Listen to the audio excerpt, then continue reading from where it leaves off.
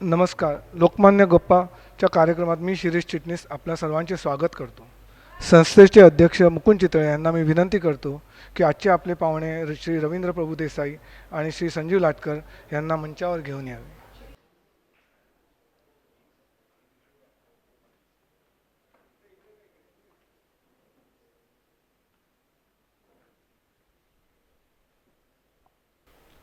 सुरुवातीला मी संस्थेची आणि ग्रंथालयाची थोडक्यात माहिती देतो. लोकमान्य सेवा संघ पार्ले ह्या संस्थेची 2023मध्ये शताब्दी पूर्ती झाली. त्यानंतर 2025मध्ये आपल्या ग्रंथालयाची शताब्दी साजरी झाली.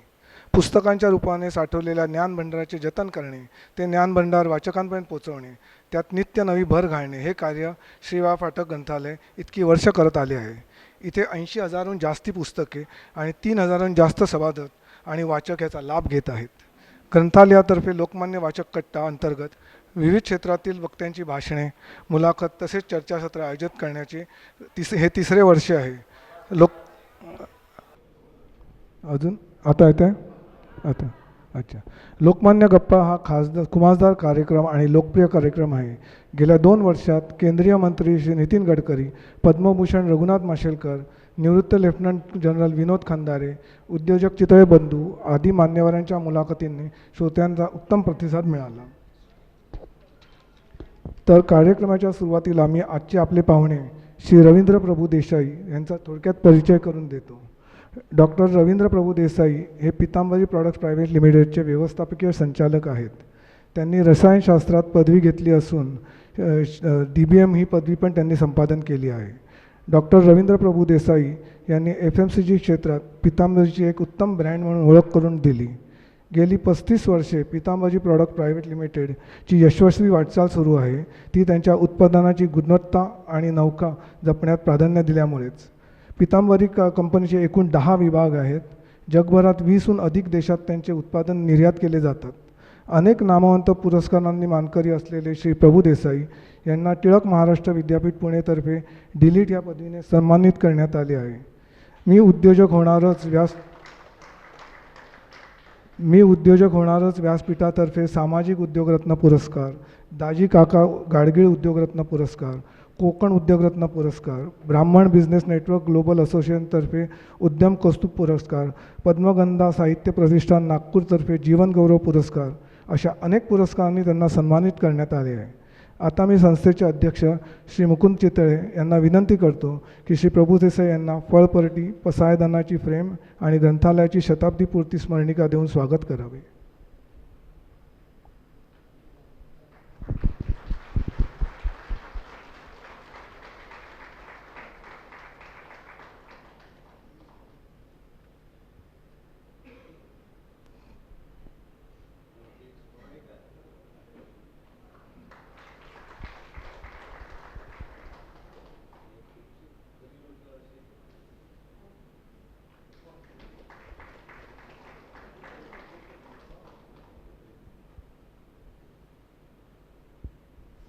आता मी आपल्या संवादकांचा, जे आपल्या पाहुण्यांशी संवाद साधणार आहेत, म्हणजे श्री संजीव लाटकर यांचा थोडक्यात परिचय करून देतो. संजीव लाटकर हे माध्यम क्षेत्रातील अभ्यासक, ललित लेखक आणि लाईफ स्किल्स या विषयाचे प्रशिक्षक आहेत. गेली 35 वर्षे ते माध्यम क्षेत्रात असून जाहिरात क्षेत्र, इलेक्ट्रॉनिक माध्यमातील पत्रकारिता, वेबसाईट आणि ॲप्स अशा विविध माध्यमातून त्यांनी कार्यरत आहेत. त्यांच्या पत्रकारितेच्या कारकिर्दीत मुंबई सकाळ, महाराष्ट्र टाइम्स, दैनिक लोकमत, श्री साप्ताहिक अशा अनेक वृत्तपत्रांत त्यांनी संपादन, उपसंपादक पद्म भूषवले आहेत. तसेच रेडिओ आणि टेलिव्हिजन विविध क्षेत्रात वाहिन्यांवर त्यांनी कार्यक्रम केले आहेत. सकाळ दैनिकाच्या फॅमिली डॉक्टर या प्रचंड लोकप्रिय पुरवणी निर्मितीत आणि विकासात त्यांचा सक्रिय सहभाग आहे. सकाळ या वेबसाईटसुद्धा त्यांनी काम केले. सकाळची अन्य दैनिके, प्रकाशके, पुस्तक यासाठी सुद्धा त्यांनी सक्रिय सहभाग घेतला. अनेक पुस्तकांचे संपादन केले. दैनिक सकाळचा चेहरा मोहरा हा लोपाभिमुख करण्यासाठी कसे जगू असे जगू हा होलिस्टिक आरोग्यविषयक कार्यक्रम ठिकठिकाणी यशस्वीपणे आयोजित केला. आत्तापर्यंत त्यांचे 4 कथासंग्रह प्रकाशित झाले आहेत. शिवाय त्यांची एक नवीन कादंबरी आणि 2 कथासंग्रह प्रकाशनाच्या वाटेवर आहेत. त्यांच्या कथांना अनेक पुरस्कारही मिळाले आहेत. तर मी आता दीपक गैसास आपल्या संस्थेचे त्यांना विनंती करतो की त्यांनी संजीव लाटकर यांना फळपरडी देऊन स्वागत करावं.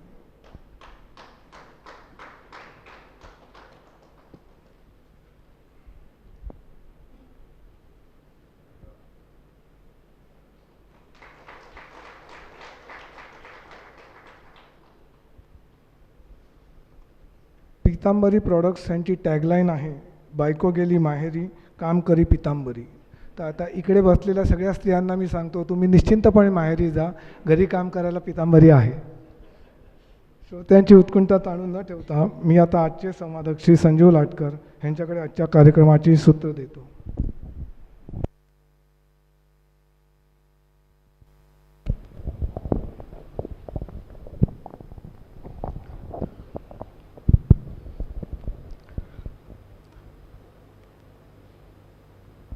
प्रभुदेसाई साहेबांचा आणि माझा जुना परिचय आहे आणि आपल्याला कल्पना आहे की मी आजवर असंख्य मुलाखती घेतल्यात, पण नेमकी ही मुलाखत घ्यायची राहून गेलेली होती. त्यामुळे मला जेव्हा कळलं, लिमा मॅडमनी फोन केला की असं असं येत आहेत तर तुम्ही मुलाखत घ्याल का, तर म्हटलं ही अगदी खरोखर पार्ल्यात घरात चालून आलेली संधी आहे आणि ती घ्यायला पाहिजे. आणि मला आज आनंद आहे की मी आज पार्ल्यात तुमची मुलाखत घेतो आहे. आज आपल्याकडे मुकुंदराव आहेत, दीपकजी आहेत, म्हणजे उद्योग आणि व्यवसाय क्षेत्रातले नामवंत लोक आज इथे आहेत बसलेले. याचा एक आनंद आहे सगळ्यांचा. आणि प्रत्येक वेळेला मला असं वाटतं, जेव्हा जेव्हा मी रवींद्रजींना भेटलो आहे तेव्हा तेव्हा एक खूप प्रचंड ऊर्जा देऊन ते जातात. म्हणजे कसं असतं की उद्योग आणि व्यवसाय या क्षेत्रात तर त्यांचं योगदान मोठं आहेच, पण माणसं जोडण्याची त्यांची जी कला आहे, माणसं जोडण्याची जी हातोटी आहे, जो आपलेपणा आपुलकी एक ते तयार करतात, तो खरोखर दुर्मिळ आहे. आणि मला ते पण तेवढंच मोलाचं वाटतं की जेवढा माणूस हा म्हणतो ना ज्याला अब्जावधी मूल्याचा आहे, तेवढाच म्हणजे उद्योजक म्हणून तेवढेच माणूस म्हणून सुद्धा ते मोठे, ते फार कमी लोकांच्या वाट्याला येतं.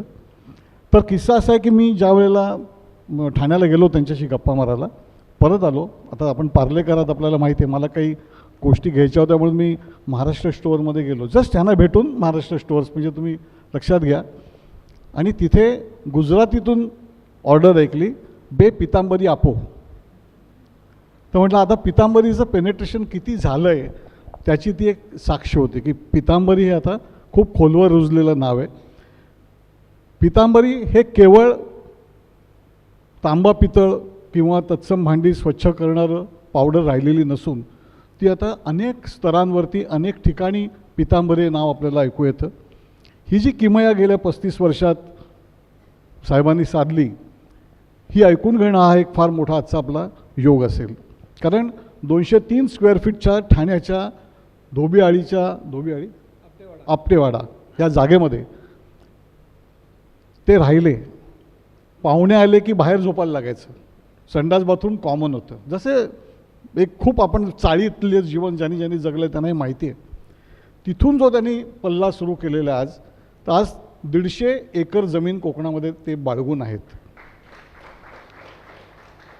आणि उद्योग बघताना सुद्धा म्हणजे मला आवडलं काय, त्यांनी किती अब्जाचा उद्योग, म्हणजे आता आज त्यांचा उद्योग 350 कोटीचा आहे, पण त्याच्याहीपेक्षा त्यांना 150 एकर जमिनीचं आकर्षण हे जास्ती आहे. आणि अजूनही त्यांची जमीन घेण्याबाबतची, कारण त्यांना जमिनीचं आकर्षण आहे. त्याच्यात त्यांनी म्हटलेलं आहे की मातीशी नातं जोडणं हे मला खूप आवडतं. तर मी या 203 स्क्वेअर फीटपासूनच सुरुवात करतो त्यांच्या आयुष्याला. कारण 89 साली त्यांनी पितांबरी सुरू केली, पण त्या आधीचे दिवस जेव्हा ते ताजला काही देत होते, त्यांचे वडील वामनराव, ते टेम्पोचा त्यांचा बिझनेस होता, हे सगळं मला ऐकून घ्यायला आवडेल.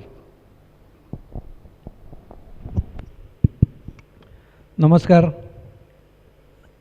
आज पार्ल्यामध्ये मुलाखतीचा कार्यक्रम ठेवलेला आहे. खूप आनंद झाला की सगळ्या पार्लेकरांना बरेच दिवसांनी भेटण्याची संधी मला मिळाली. मेधाताईंचे धन्यवाद. कारण शनिवारी रविवार साधारणपणे कार्यक्रमाला चांगल्या संख्येने लोक येतात, पण उद्या परवा पुण्याला जायचं होतं आणि तिथून दापोलीला. त्याच्यामुळे मी म्हटलं की 20 तारखेला आलं तर चालेल का. आणि त्यांनी पिच्छा सोडला नाही माझा, नाही तुम्ही आम्हाला पाहिजे तर जात. मग म्हटलं नक्की येऊ.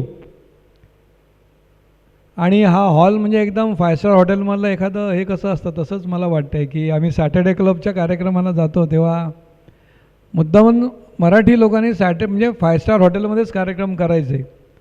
आता आपण एक म्हणतो ना की गावामध्ये एक गरीब ब्राह्मण होता आपल्या ज्या पूर्वीच्या गोष्टी असायच्या, ते ब्राह्मण किंवा मराठी लोकांनी गरीबच असलं पाहिजे, फार मोठे उद्योग करता कामा नयेत, अशा प्रकारचं एक आपल्यावरती ऐकून ऐकून किंवा एक सगळे कोणी मोठेच झालेले नाहीत.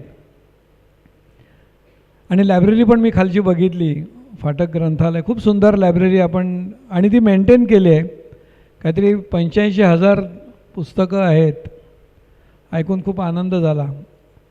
आणि आज आणि मला कळलं की संजीव लाटकरजी मुलाखत घेणार आहे, त्यामुळे अधिकच आनंद झाला की 10-12 वर्षापूर्वी सकाळ पेपरमधून त्यांचा आमचा संबंध होता. आणि वेगवेगळ्या, म्हणजे फक्त जाहिरात असं नाही, वेगवेगळे कार्यक्रम सकाळ सतत करत असतं आणि त्या माध्यमातून त्यांच्याशी संबंध येत होता. आणि आज हे मुलाखतीचं हे आलं आहे.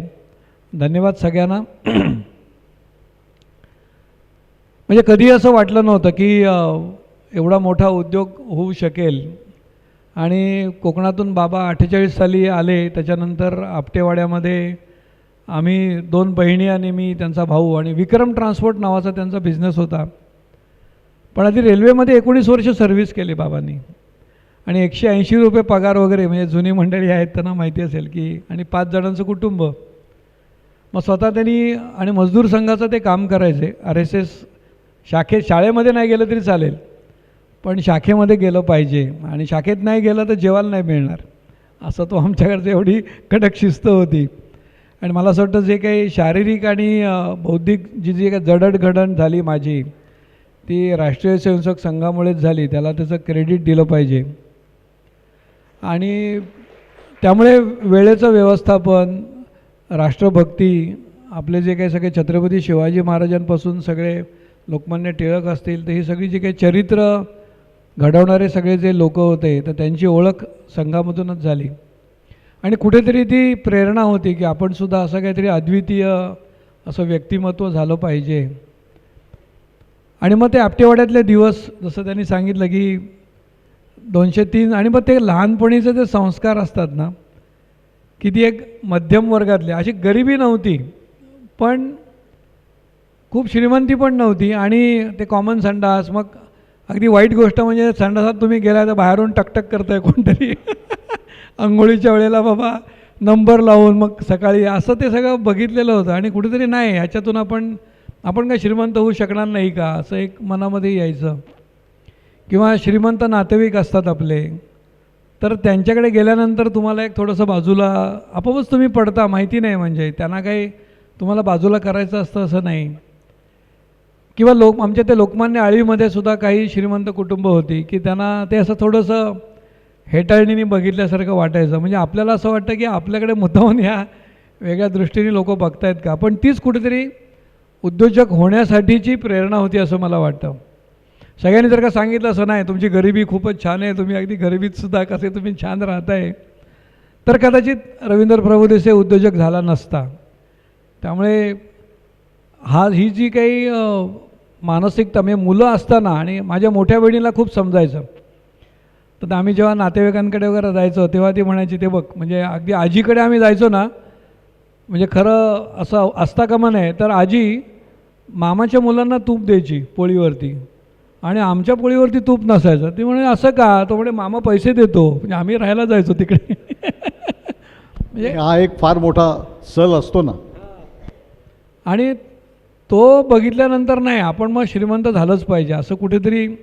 आणि 8वी 9वी 10वीमध्ये तुम्ही गेल्यानंतर कळतं, तुम्ही 5वीच्या खाली असता तेव्हा तुम्हाला काहीच समजत नाही, मस्त सगळं तुम्ही हुंदडत असता. आणि मग त्याच्यानंतर मी शाखेमध्ये, तर आम्ही जेव्हा कोण पाहुणे यायचे तर मी शाखेत झोपायला जायचो. त्यामुळे तुमचे इथे पार्ल्याचे मिलिंद करमरकर, रवीजी अय्यर, त्याच्यानंतर कुलकर्णी, असं सगळे मोठमोठे प्रचारकांच्या बरोबर खूप चांगलं त्यांच्याबरोबर बोलता आलं. आणि मी म्हटलं तसं शाखेतून ती नाळ घट्ट झाली. आणि विक्रम ट्रान्सपोर्ट, म्हणजे जेव्हा हे मजदूर संघातनं बाबांनी रेल्वेमध्ये रिटायरमेंट घेतली, आणि हे कुटुंबाचं त्यांच्या लक्षात आलं की हे काही आपलं फायनान्शियली चांगली होत नाही आहे. आणि विक्रम ट्रान्सपोर्टमध्ये सुद्धा काय होतं, प्रत्येक आद्याक्षरातून आमचं नाव होतं. म्हणजे व्ही फॉर वामन, म्हणजे VIKRAM विक्रम, तर V for Vaman, K for कला म्हणजे आईचं नाव, एम फॉर मेधा आणि मिनल, आणि R फॉर रवी. म्हणजे त्या विक्रम ट्रान्सपोर्टमध्ये सुद्धा ते म्हणाले हे सगळं आपलं सगळ्यांचा मिळून हा ट्रान्सपोर्टचा बिझनेस आहे. आणि मग त्यांच्याबरोबर मला त्या गाड्यांच्या सुट्यांमध्ये मी त्यांच्याबरोबर जात असे. आणि इंडस्ट्रीयल व्हिजिट आता MBAला तुम्ही आपण करतो ते मला इंडस्ट्रियल व्हिजिट 10वीपासूनच माझ्या सुरू झाल्या. आणि ते गाडी जेव्हा लोडिंग अनलोडिंग होत असे तर त्यावेळी आतमध्ये डोकवून बघणं, फॅक्टरीमध्ये ॲटोमॅटिक मशीन्स म्हणजे पॉयशा असेल, HR जॉन्सन होती किंवा अनेक कंपन्या, इंजिनिअरिंगच्या कंपन्या होत्या, केमिकल कंपन्या होत्या, त्या बघायला जायला मिळत असे. आणि तिथे मनामध्ये कुठेतरी असा अंकुर आला की अरे अशा प्रकारची आपली एखादी कंपनी असू शकते का. आणि ते कुठेतरी बीज मला असं वाटतं की त्यावेळी ते पेरलं गेलं. वा, उद्योजक घडतो कसा तशी ही सुरुवात होती. म्हणजे आपटेवाड्यामध्ये अनेक जण लहानाचे मोठे झाले असतील, अनेकांनी त्या फेजमधनं आयुष्यात पुढे गेले असतील, पण असं म्हणतात ना की वक्ता दश सहस्त्रु योजक हा दुर्लभ हा.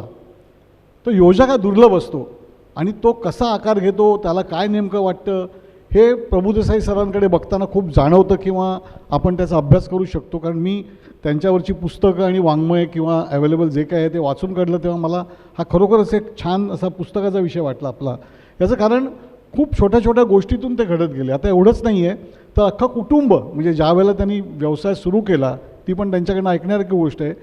त्या अतिशय चिंचोळा गल्लीमध्ये प्रचंड मोठा ट्रक येणं आणि तेथे अख्खं कुटुंब पुढ्या बांधायचं, म्हणजे कसं पूर्ण फॅमिली त्याच्यामध्ये इन्व्हॉल्व होती. हे परत मराठी कुटुंबांमध्ये कधी कधी अभावानी, कारण तिथे कसं होतं की आपण साधारणपणे व्यवसाय म्हटलं की आपण 4 पावलं मागे येतो किंवा थोडे फटकून वागतो. तुम्ही म्हणाला होतात मागे बोलताना तसं प्रॉफिटची भीती वाटते मराठी माणसाला. त्यातून तुम्ही कसे बाहेर आलात? आपल्याला एक वारसासुद्धा असतो. आणि माझी इथे आते बहीण आलेली आहे इला जठार म्हणून, आणि सुहास फळणीकर पण आलेले आहेत. तर तिला पिलू काका म्हणजे माझे बाबा त्यांना पिलू काका म्हणायचे. म्हणजे ते उंचीने थोडे कमी होते बाकीच्या भावंडांपेक्षा.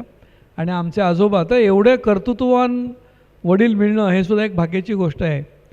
10वी झाले आणि मग ते सत्याग्रहामध्ये गेले आणि मग नंतर मग ते सगळं, पण लाथ मारीन तिथे पाणी काढेन असं त्यांचा स्वभाव होता. आणि त्याच्यामुळे त्यांनी जो काय ट्रान्सपोर्टचा व्यवसाय चालू केला त्याच्यावर जायला मिळालं. आणि त्यामुळे एक मनामध्ये असं होतं की सतत आम्ही असं बाबांकडे बघत असो की बाबा एक 10वीपर्यंत शिक्षण झालेलं आहे, ट्रान्सपोर्टचा व्यवसाय यशस्वी झाला आणि ठाणे जनता सहकारीमध्ये सुद्धा ते डायरेक्टर म्हणून त्यांची निवड झाली. आणि बँकेला खूप मोठं करण्यामध्ये म्हणजे 1000 कोटीचं पहिलं डिपॉझिट तयार करणं ह्याच्यासाठी बाबांचा खूप सहभाग होता. आणि त्यावेळी धोबिअळीमध्ये म्हणजे कोकणातला आलेल्या माणसाला एक आपलं स्वतःचं घर असावं असं एक स्वप्न असतं. तर आईला असं कधी वाटलं नाही, कारण रेल्वेमध्ये सर्व्हिस करणारा माणूस आणि त्याच्यानंतर रिक्षा चालवतो आहे, मग ट्रान्सपोर्ट. तर बाबांनी आईला विचारलं जेव्हा रेल्वेतली सर्व्हिस सोडली, मग त्यावेळची साधारण ही 65-66 सालची गोष्ट असेल. आणि आईचं माहेर म्हणजे काका जोशी म्हणून ठाण्यामध्येच हे होतं. आणि ते एकदम चांगलं, त्यांची फॅमिली किंवा त्यांची आर्थिक स्थिती चांगली होती. तर बाबांनी आईला विचारलं की मी रिक्षा चालवली तर तुला चालेल का, कारण ब्राह्मण कुटुंबामध्ये असं कोणीतरी बाबा एकदम रिक्षा चालवतो आहे, कारण रिक्षावाला असा एक प्रकारचा जो एक ठप्पा किंवा एक आपल्या डोळ्यासमोर उभा राहतो. ठाण्यात नवीनच रिक्षा चालू झाल्या होत्या, कारण ठाण्यात रिक्षाच नव्हत्या, टांगे होते. आणि पुण्यामधून बाबांनी शिकून 10 रिक्षांचीच परमिटं दिलेली होती आणि त्यातले पहिलं बाबांचं होतं. मग तर का ते चालू नसता केलं तर बाबा म्हणाले की मी परत कधीच व्यवसायात आलो नसतो, कारण 19 वर्ष रेल्वेमध्ये सर्व्हिस आणि 20वं वर्ष झालं असतं तर आयुष्यभर पेन्शन आणि रेल्वेचा भारतभर प्रवास फ्री. बाबा म्हणाले 1 वर्षात मला पेन्शन मिळेल पण मी उद्योजक कधीच होणार नाही. आणि म्हणून त्यांनी ती रेल्वेतली नोकरी अनेक त्यांचे मित्र सांगत होते तरी सोडली. आणि धोबिअळीमध्ये म्हणजे टेंबी नाक्याच्या जवळ ठाण्यामध्ये जे आलेले आहेत, आनंद दिघे साहेबांचा जो मठ आहे त्याच्या बाजूलाच तिथे धोबिअळी म्हणून आहे. आणि तिथे एक ज्यू होता सॅम्युअल सोगावसन, तो इस्रायलला गेला आणि त्याचं घर आम्हाला मिळालं. आणि मग तिथे आम्ही नवीन घर बांधलं. आणि बाबांची दूरदृष्टी होती की खाली त्यांनी ग्राउंड फ्लोअरला 1500 फुटाची जागा रिकामी ठेवलेली होती आणि पहिला मजला आणि दुसऱ्या मजल्यावरती आम्ही राहत होतो. म्हणजे नीचे दुकान और ऊपर मकान अशा स्वरूपाचं ते म्हणू ना, आगे दुकान पिछे मकान, मारवाडी किंवा गुजरात्यांचं बाबतीत आपण म्हणतो तसं आमचं नीचे दुकान ऊपर मकान. आणि खरं म्हणजे मला अत्यंत म्हणजे न्यूनगंड होता की मी काही हुशार नव्हतो. 60% मार्क फक्त शाळेमध्ये, म्हणजे कधी 10च्या आतमध्ये नंबर नाही 20-20 असाच नंबर. स्मरणशक्ती ज्यांची माझ्या असं लक्षात आलं नंतर की ज्यांची स्मरणशक्ती चांगली आहे ना, ते अभ्यास करून तसंच्या तसं लिहू शकतात आणि जे चांगलं लिहू शकतात त्यांना चांगले मार्क मिळतात. म्हणजे पण आपल्याला बुद्धी कमी आहे असं कुठेतरी एक मनामध्ये अशी खंत होती आणि स्पोर्ट्समध्ये वगैरे किंवा खेळांमध्ये आपण काहीतरी आपण करू असंच वाटायचं नेहमी. पण रसायनशास्त्र, गणित हे आमचे शिक्षक चांगले होते आणि मराठी दातारबाई होत्या आणि वि द घाटे किंवा ते आपण कुसुमाग्रजांच्या कविता बिविता आम्हाला खूप एकदम पाठ होत्या. आणि मग तो न्यूनगंड असतो तो तुमचा जायला खूप वेळ लागतो आणि मग बाबांना असं वाटतं की ह्याला हा काही शिक्षण करेल की नाही शंका आहे, मग ट्रान्सपोर्टमध्येच तू ये बाबा, बे तुला काय बाकीचं काही जमणार नाही. पण बाबा जमदग्नी होते, म्हणजे हिलाला आणि ह्याला माहिती आहे की चूक झाली की संपलं, क्षमाविमा काही नाही तिथे, म्हणजे तुम्हाला कोणी समोर आहेत बघणार नाही ते. त्यामुळे कायम एक भीती होती बाबांपासून आणि मी ठरवलं बाबांच्या हाताखाली काम करायचं नाही. मग बाबांच्या हाताखाली काम करायचं नाही, मग स्वतंत्र काहीतरी वेगळं केलं पाहिजे. आणि मग त्यांच्या पण लक्षात आलं आणि BSc झाल्यानंतर BScला सुद्धा मला पास क्लासच होता आणि काही अजिबात लाज वाटायचं कारण नाही. याचं कारण ना उद्योजक घडवणं, म्हणजे ह्या मुलाखतीतून हेतू पितांबरीची स्टोरी तुम्हाला सांगण्याचं नाही आहे, तर त्या मुलांमध्ये कुठला स्पार्क आहे, तुमचे कोण मुलं असतील, नातवंड असतील, तर तो स्पार्क कसा फुलवला पाहिजे किंवा ते उद्योजक कसे झाले पाहिजेत अशा अर्थाने मी तुम्हाला मुद्दामून सांगतो आहे. त्यामुळे शाळेत मला नेहमी असं वाटतं की जे भरपूर मार्क मिळवतात ना त्यांना प्रचंड भीती असते की आपल्याला नोकरी मिळेल की नाही, आणि चांगल्या नोकरी मिळण्यासाठी ते प्रचंड मेहनत घेतात आणि चांगले मार्क मिळवतात. उद्योजक म्हणजे ज्यांना मार्क मिळत नाहीत ना ते नक्की उद्योजक होऊ शकतात असं मला कुठेतरी एक मनामध्ये खोंगाट आहे. तुम्ही आज खूप लोकांचा हुरूप वाढवलेला आहे. पण मला विचारायचं असं की तुम्ही मला बोलताना म्हणाल होतात की 10वीला काय आपल्याला मार्क मिळाले, त्याच्यापेक्षा 12वीला कमी आणि त्याच्यापेक्षा म्हणजे 80-60-40 अशा प्रोपोर्शनमध्ये गेलात. पण तुम्ही जे बोलता म्हणालात की DBMमध्ये तुम्हाला खरं ठाण्यात हे ऐकण्यासारखं आहे. हे सगळ्यांचीच अवस्था आहे की ग्रॅज्युएशन झाल्यानंतर आपल्याला काही शिक्षण पूर्ण झालेलं नसतं, पण DBMची त्यांची स्टोरी ऐकण्यासारखी आहे. कारण डिप्लोमा त्यांनी केला ठाण्याला आणि तिथे त्यांना जे शिक्षक भेटले तो त्यांच्या आयुष्यातला टर्निंग पॉईंट होता. नाही, DBMकडे वळण्याचं कारणसुद्धा एक असं होतं की बाबांना लक्षात आलं की ट्रान्सपोर्टमध्ये मी काही करू शकत नाही. तर त्यांच्या मित्राची मोझॅक टाईल्सची फॅक्टरी बंद पडलेली होती डोंबिवलीला.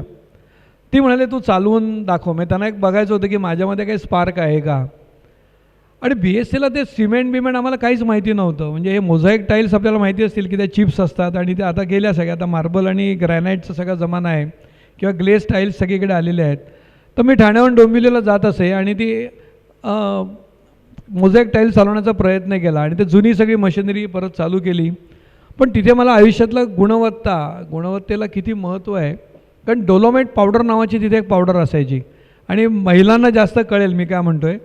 रवा आणि याचं गव्हाचं पीठ ह्याच्यात जो फरक आहे ना, तसं ते रॉ मटेरियलमध्ये जास्त मोझॅक टाईल्स तयार होण्यासाठी आमच्या कामगारांनी सांगितलं की तुम्ही रव्यासारखी ती डोलोमाइट पावडर वापरा. खरी वापरायला पाहिजे होती पिठासारखी, म्हणजे एकदम फाईन. पण ती आम्ही रव्यासारखी आणली आणि त्यानंतर लावल्यानंतर त्या पृष्ठभागावरती ते दिसायचं नाही डोळ्याला, पण सगळी छिद्र आणि त्यात माती जाऊन बसली आणि ते पांढऱ्या सिमेंटच्या ज्या होत्या, व्हाईट सिमेंटच्या मोझॅक टाईल्स त्या काळपट दिसायच्या. आणि सगळ्या जवळजवळ 10-1 सोसायट्यांमधल्या मोझॅक टाईल्स काढून परत आम्हाला द्यायला लागल्या आणि 7-1 लाख रुपयाचं नुकसान झालं. मला वाटलं बाबा आता घरातून मला बाहेर काढणार, म्हणजे तू चालता हो, कारण दुसरी शिक्षा काहीच नाही एवढे नुकसान केल्यानंतर. पण बाबा जरी असे स्ट्रिक्ट होते तरी त्यांनी लक्षात आलं की नाही आता म्हणे तू ट्रान्सपोर्टमध्ये जायचं, हे काय तुला जमणार नाही. म्हटलं तर एक शेवटची संधी मला द्या. आणि मला तेव्हा लक्षात आलं की आपल्याला मॅनेजमेंट म्हणजे मोझॅक टाईल्स चालवण्यासाठी बाबा फॅक्टरी चालवायला आपलं अकाउंटिंगचं ज्ञान नाही आहे, आपल्याला पर्सनल काही मॅनेजमेंट माहीत नाही, आपल्याला जाहिरात माहीत नाही, मार्केटिंग माहीत नाही आहे. मग आपल्याला काहीतरी हे शिकलं पाहिजे. हे मला त्या अपयशातून कळलं. म्हणजे हे आता सांगायला छान वाटतं वाक्य की अपयशी यशाची पायरी असते वगैरे, पण तेव्हा मारच खायची वेळ होती. हे नंतर सगळे डायलॉग आपण म्हणू शकतो. आणि मग हे ठाण्यामध्येच तिथे म्हणजे बाबांचं एक नंतर एक आमची जी जागा होती धोबियाळीमध्ये, तर तिथे आम्ही पार्टनरशिप केली. आणि कारण माझी केमिस्ट्री, फिजिक्स आणि स्टॅटिस्टिक्स असे माझे BScला विषय होते आणि स्टॅटिस्टिक्स हा अत्यंत आवडता विषय होता आणि केमिस्ट्री. आणि मग गोरे म्हणून एक अरविंद गोरे म्हणून बाबांचे मित्र होते. केमिकल फॅक्टरी बंद पडलेली होती की बाबा मोझॅक टाईल्समध्ये नाही पण केमिकलमध्ये हा काय करू शकतो का, असा प्रयोग करण्यासाठी त्यांनी सांगितलं तुम्ही दोघांनी मिळून चालू करा. आणि मग त्यांच्याकडे काही फॉर्म्युलेशन्स होती, काही माहिती होती, आणि मी सुद्धा काही माझ्या BScच्या ज्ञानावरती लघुउद्योग केंद्र असतात, जिल्हा उद्योग केंद्र, तिथून लिक्विड सोप, त्याच्यानंतर क्लिनिंग पावडर, त्याच्यानंतर काही असे फॉर्म्युलेशन्स आम्ही तयार करायला लागलो. आणि साधारण 2 लाखाचा आमचा सेल महिन्याला होत असे. पण त्यावेळी मोठा धंदा करायचा, कारण बाबा म्हणाले अरे तुम्हाला 2-2 हजार रुपये प्रॉफिट मिळतो आहे, 4,000 रुपये महिन्याला प्रॉफिट, आणि नोकरी केली असतं तर मला 2,500 रुपये मिळाले असते. साधारण ही 85 सालची गोष्ट आहे. मग मी म्हटलं की नाही, हे मॅनेजमेंट आपल्याला जी माहिती नाही आहे, तर ठाण्याला DBMचा वर्ग चालू झालेला होता, आणि सगळी नोकरी करणारी मुलं तिथे आलेली होती. 25 जणांचं हे होतं, 25-30 जणांचं. आणि त्याच्यामध्ये आता कसं आहे, MBAला तुम्हाला MBA in finance, MBA in marketing, MBA in HR operations, त्याच्याऐवजी सगळ्या विषय, आणि एंटरप्रिनरशिप म्हणजे उद्योजकता असा विषय पण तिथे होता. आणि पटवर्धन नावाचे नंतर जे रिलायन्सला ट्रेनिंगसाठी गेले होते, ते आम्हाला एंटरप्रिनरशिप शिकवायला होते. उद्योजकता हा विषय पण होता.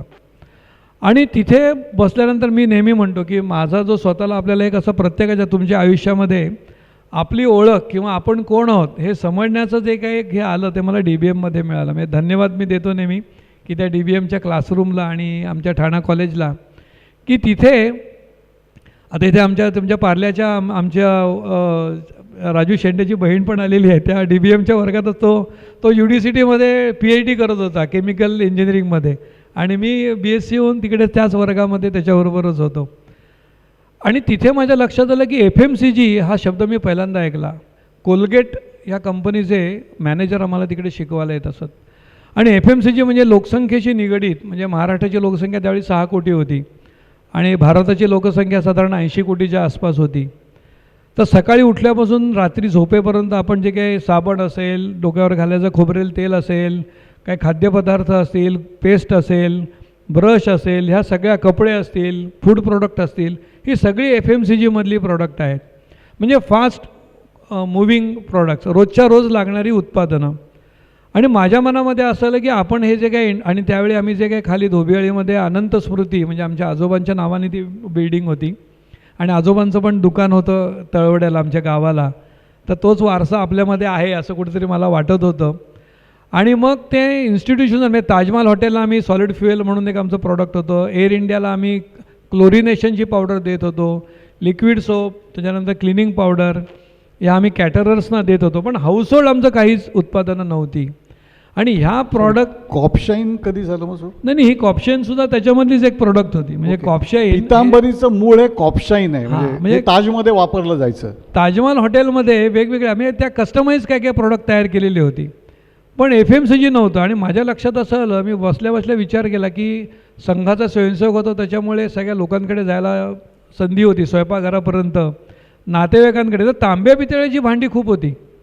आणि मग मी विचार करायला लागलो की आपण क्लोरिनेशन पावडर आहे, सॉलिड फ्युएल आहे, त्याच्यानंतर आपण ही कॉपशाईन आहे, तर ह्याच्यातलं कुठलं प्रोडक्ट आपण FMCG स्वरूपात करू शकतो. कारण रोज लागलं पाहिजे, रोज लोकांना जर का प्रॉडक्ट लागलं तर त्याचा सेल भरपूर असेल.